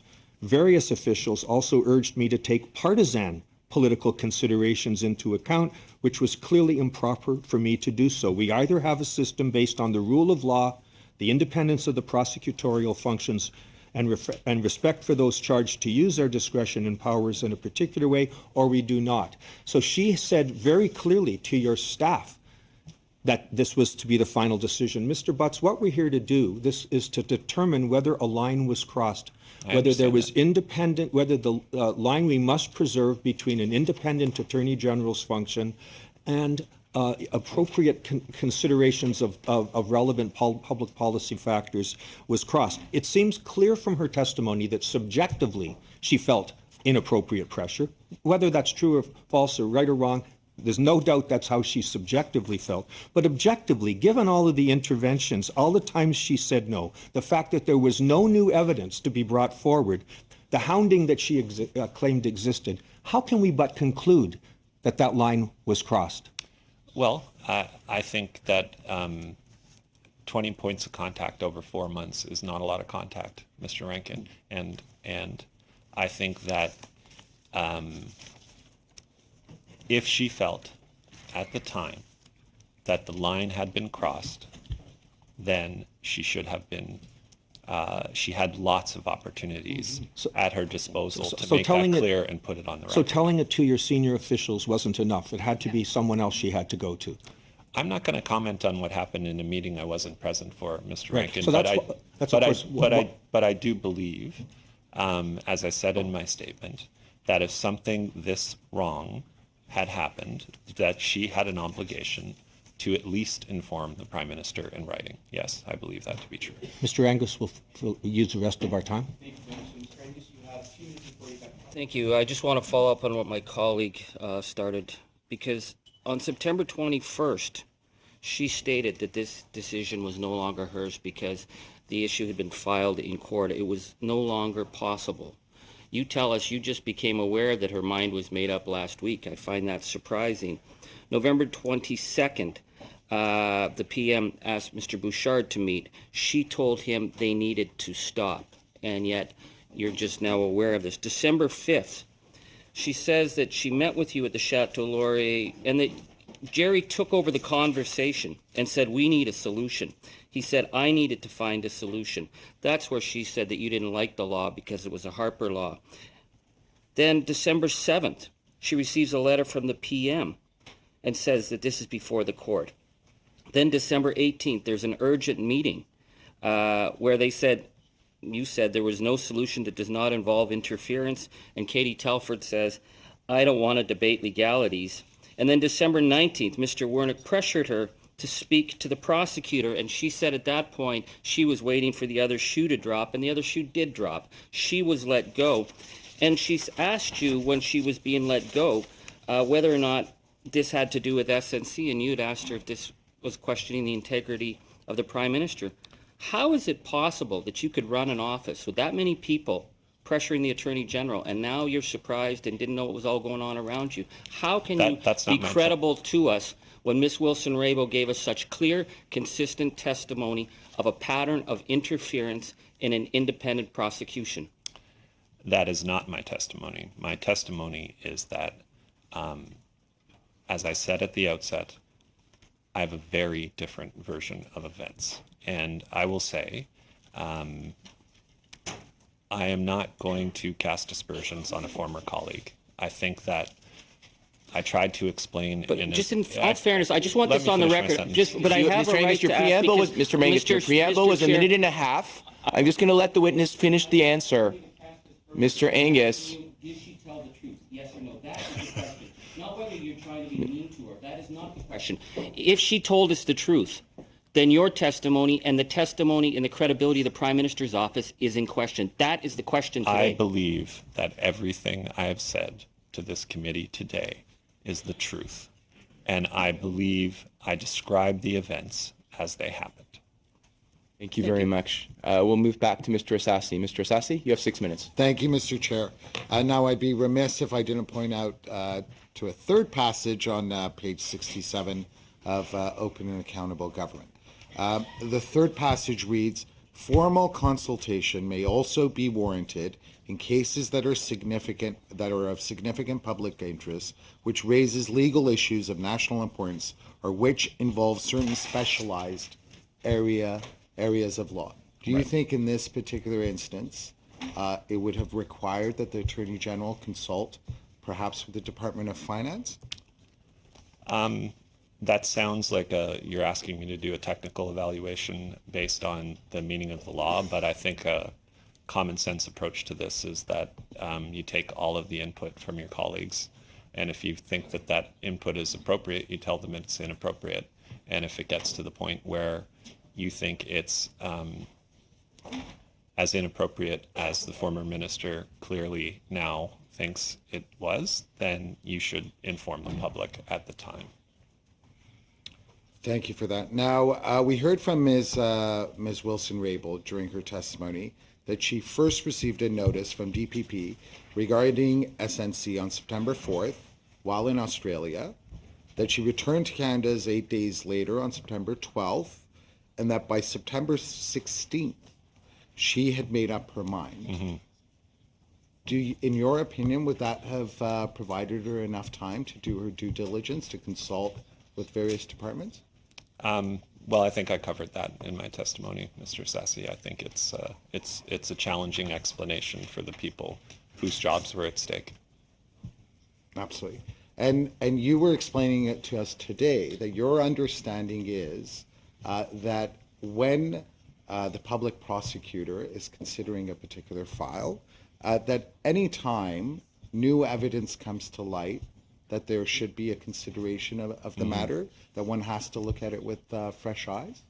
That's correct. That's my understanding. It's also my understanding that it's not possible to come to a final decision until the court process plays out and a verdict is rendered.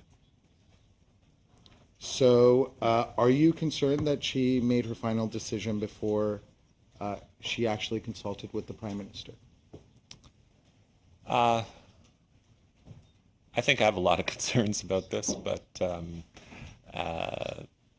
not sure I would agree with that characterization. I just think that I think that it was incumbent upon the people who were trying to put advice and evidence in front of the Attorney General to do so, and I think it was incumbent upon her to hear it. And now, perhaps I shouldn't ask you what your expectations would be of others. Perhaps I should turn to how you look at this particular issue. And I'd like to ask you, do you have any regrets as to how this issue was handled? Well, I like to look forward in life, Mr. Sassy, but we're all human. We all make mistakes all the time, and part of improving your professional life and your personal relationships is to examine the mistakes. On this case, I've looked at it really closely over the last couple of weeks, and I firmly believe that nothing inappropriate occurred here, and nothing inappropriate was alleged to have occurred until after the cabinet shuffle. Yeah, I mean, more broadly, there are other issues, but there are probably places and times and forums for that.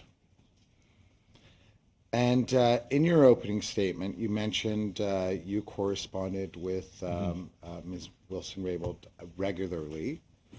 You expressed deep concern by what the minister was saying during some of those... You mean post-cabinet shuffle? Yeah. Yes, correct. You've expressed concern about that.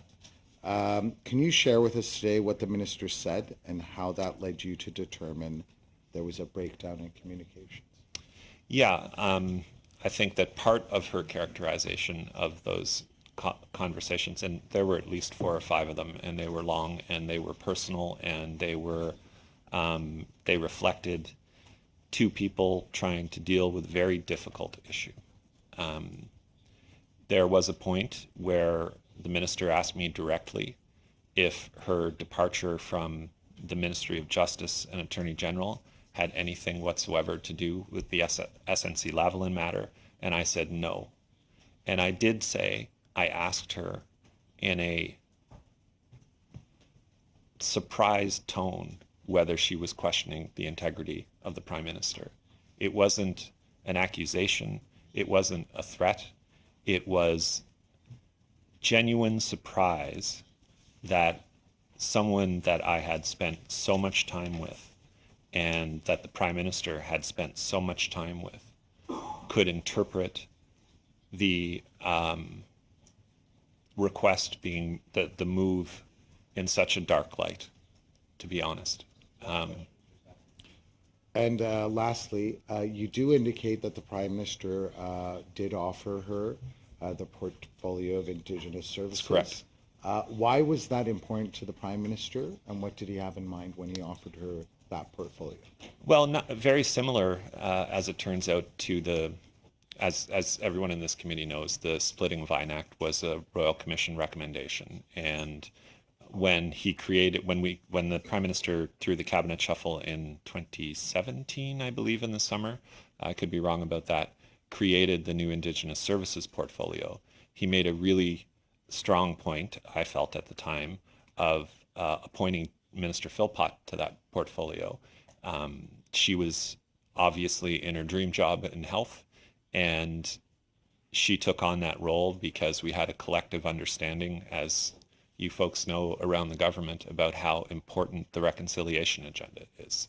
And we wanted to make a very strong statement, the Prime Minister wanted to make a very strong statement, that the agenda was not going to slow down, which is why he wanted to appoint Minister Wilson-Raybould to the role. We now have Ms. May, Mr. Plamondon, and Mr. Weir each for 3 minutes, and then Mr. Rankin is advised he wants to make a motion, but perhaps we can do that after we excuse the witness. So, Mr. May, Ms. May. Thanks. And I'm going to disclose that I'm friends with the witness, and I would be okay with the first name basis. So, it's okay with you, Chair. It is. I am surprised that in your evidence you don't make reference to two people that I think played a very big role in this drama, the clerk of the Privy Council and the lawyer for SNC-Lavalin. So I'm going to ask how it is that you don't seem to recognize that the heaviest intimidation of our former Attorney General came from one-on-one meetings with the clerk of Privy Council September 19th, and that with that following phone call December 19th, and I will let you know I completely believe every word we heard from Jody Wilson-Raybould without a doubt. So how is it that your evidence doesn't make reference to his actions, and did you know that he was going to phone her at home on December 19th and make veiled threats? No, I'm aware that the clerk and the Deputy Minister of Justice are appearing later, so I know you'll have an opportunity to speak to them directly, but I will say about the clerk of the Privy Council, whom I've gotten to know fairly well over the past 3.5 years, that I find the accusations leveled against him completely inconsistent with his character. He has made enormous family and personal sacrifices to continue to serve the people of Canada, and I just can't imagine a circumstance where Michael Wernick would do the things he is alleged to have done. I find that even less credible given the fact that I am alleged to have done things I know I didn't do. Well, I would only say, Jerry, that I still think that your evidence can be consistent with Jody Wilson-Raybould's, the extent that you were massively distracted by other events, out of town for 4 weeks, and could have forgotten things. But I don't find contradictions to the extent of he said, she said. But I'll move on to Frank Iacobucci, who is described in the one-on-one meeting that the former Attorney General had with the clerk as not a shrinking violet. Now, in the same period of time where there's a lot of pressure from SNC-Lavalin, Mr. Iacobucci, of course, is a distinguished former Supreme Court judge, was retained by the Prime Minister's office to handle the Indigenous consultations on the Kinder Morgan matter.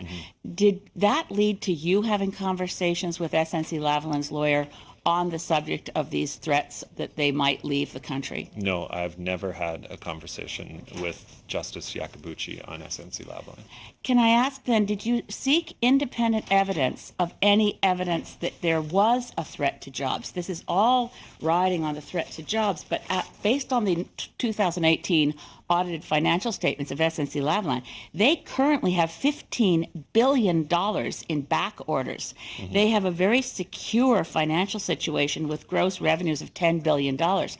Is there any evidence that jobs were actually at stake by letting this go through the courts and letting the independent Director of Public Prosecutions do her job and the Attorney General also do her job? Well, that's too bad. That's my understanding from Department of Finance briefings. But I have to say it's been a long time, and yeah, I can't recall anything specific. Merci. On va passer maintenant à Monsieur Plamondon. Okay, now we're going to move to Monsieur Mr. Plamondon. Plamondon. Oui. The No, floor is no. yours. To be clear, I can't recall. I cannot cite a specific study being done on a specific day by a specific person. I was briefed multiple times on that. Thank you very much for that clarification. Monsieur Plamondon. Je vais vous Mr. permettre Plamondon. d'apprécier la traduction que nous avons à I la Chambre des appreciate the communes. interpretation that we have here at the House. Si je comprends bien, Well, if I understand correctly, à quelle date exactement, on what puisque la décision precise a été date, prise since toujours the decision had been seulement, made c'est-à-dire au début de septembre, at the beginning le of 16 September, la on décision September par le 16th, ministre de ne the pas minister decided at that time utiliser to cette not nouvelle loi d'accord de use poursuite suspendue. the DPA. À quel moment So at what avez-vous eu au time bureau du Premier ministre la certitude did you have que the certitude at the Prime Minister's office that she would not change her mind, that she had made her decision? When were you informed that she had made her decision de ne pas se servir to de la loi, not mais bien de use laisser the aller la remediation poursuite? agreement and to move to prosecution? Date. At one Well, date. thank you for your question. I think it's a central contention of my testimony that it was not possible for her to come to, for the Attorney General to come to a final decision before a verdict is rendered. So I was never aware until last week in her testimony that she believed that she had made a final decision on the 16th of September. Okay. Et lorsqu'elle a soulevé la And when she question did raise le the 5 décembre question lors de on votre December dîner, 5th, est-ce que at your c'est supper, elle qui a soulevé la question was she à the la one fin du who repas brought ou up c'est the vous qui avez issue? soulevé la or was c'est it you? elle qui a It was soulevé la her question? who brought up the issue? Correct. Yes, Et correct. même si à ce moment-là, sa And even décision at that finale, time, her final dans sa decision tête, était in déjà her prise mind depuis le mois was de already septembre. made since September. I'm not sure how to explain that because as I said a few times, I don't believe it to be the case. Et dans la loi qui a été votée, And under the law that il y a was un an, voted a year permettant les ago fameuses, that allows fameux these accords, famous est-ce que DPAs, les deux ministres démissionnaires ont voté en faveur de did la the loi? two ministers who quit vote in favor of this law? I'm not sure. Et au caucus, je veux dire And au Conseil des ministres, at il y a the eu sûrement les ministers' discussions sur ce cabinet, projet de loi-là. did they Est-ce que discuss c'était this unanime? legislation? Was it unanimous? I believe, Mr. Chair, that's outside the scope of, because the matter went before Cabinet last spring. Yeah, I can't comment on that. Et une dernière question sur ce One last projet de question. loi-là.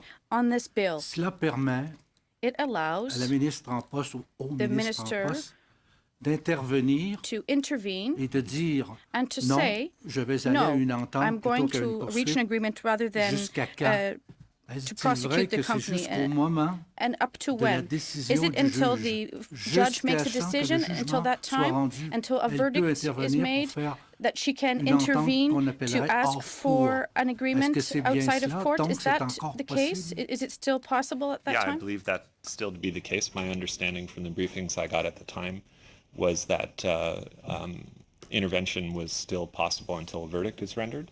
And I think it's important to note about the concept of remediation agreements where they came from in the first place. It was an attempt to, we hear a lot about competitiveness around here, and it was an attempt to harmonize economic policy in Canada with many competing jurisdictions that already had this instrument at their disposal. There was a rigorous debate, as there always was on this topic, and there on most topics, and there were people on both sides of the policy. But at the end of the day, it was the collective decision of cabinet that it was a policy that was worth pursuing in the economic best interest of the country. And if I could say one more thing about DPAs, I think that they've been badly mischaracterized as a get-out-of-jail-free card, when what they really are is a court-approved reform process for a company that had committed very serious acts, and their purpose, and it's really important, their purpose is to protect people who had nothing to do with those acts from being harmed by the law. Une dernière Non, Monsieur Perron, malheureusement, vous êtes à 4 minutes 30. Excusez-moi. Had 4 minutes and 30 seconds, I'm sorry. Merci beaucoup. We're going to go to Mr. Weir. And Mr. Weir, by the way, I did check, and it was true that your question at our last meeting was the first CCF question at a committee meeting in 60 years of the Canadian Parliament. So it was quite historic. Mr. Weir? Well, thank you for the opportunity once again, and thank you, Mr. Butts, for your articulate and informative testimony. To pick up on what you were just saying about deferred prosecution agreements, we heard last week from Ms. Wilson-Raybould that it was clear under the law that SNC-Lavalin was not eligible for a deferred prosecution agreement, and that therefore efforts to push that option were inappropriate. I think it's clear that you and many other people believed that SNC-Lavalin potentially was eligible for a deferred prosecution agreement. And I appreciate you're not a lawyer, I'm not either, but I'm wondering if you can shed any further light on the company's eligibility for that type of remedy. I could not shed any light on that legal matter, Mr. Weir, I'm afraid. Okay, it seems quite central to whatever misunderstanding or disagreement occurred. Well, the centrality of it, though, with respect, I'm sorry, I didn't mean to interrupt you there. The centrality of it is that the law is really unclear because it was brand new. And in this circumstance, my understanding, as I said in my opening statement, is that this is the first case in which the law could be applied. So I think talking about these things as if they are matters of settled law, again, with the proviso that I'm not a lawyer, is a bit of a mischaracterization of the state of the policy, which is really fresh and never been applied. And we thought the more thought and advice and process that could go into this, the more transparency we could bring into the decision-making process, the better off we were all going to be going forward. It was we were plowing a new field here, and wanted to make sure that all of the lessons were learned and all of the wisdom was gathered and all of the advice was given. So thanks for all the light that you've shed on the cabinet shuffle in January. With the benefit of hindsight, do you think that it was a mistake to move Ms. Wilson-Raybould? I don't like to do retrospective recharacterizations of events. I think that the government was put in a very difficult position, and I think in particular the Prime Minister was put in a very difficult decision. I think that there was no malice toward anybody, and there certainly wasn't personal malice toward anybody. The Prime Minister made, I think, a well-informed decision about the cabinet shuffle, and had everybody on the team done what the Prime Minister asked of them, then I think we would not be having this conversation today. Thank you very much. Thank you. Mr. Rankin, would you be okay if we excuse the witness before we move to the motion? That's fine. Okay, so Mr. Butts, of course. Sorry. before I leave that it was a real honor to be here. I appreciate very much the work that you do in all parties, and I hope that my evidence has contributed to a real public policy discussion.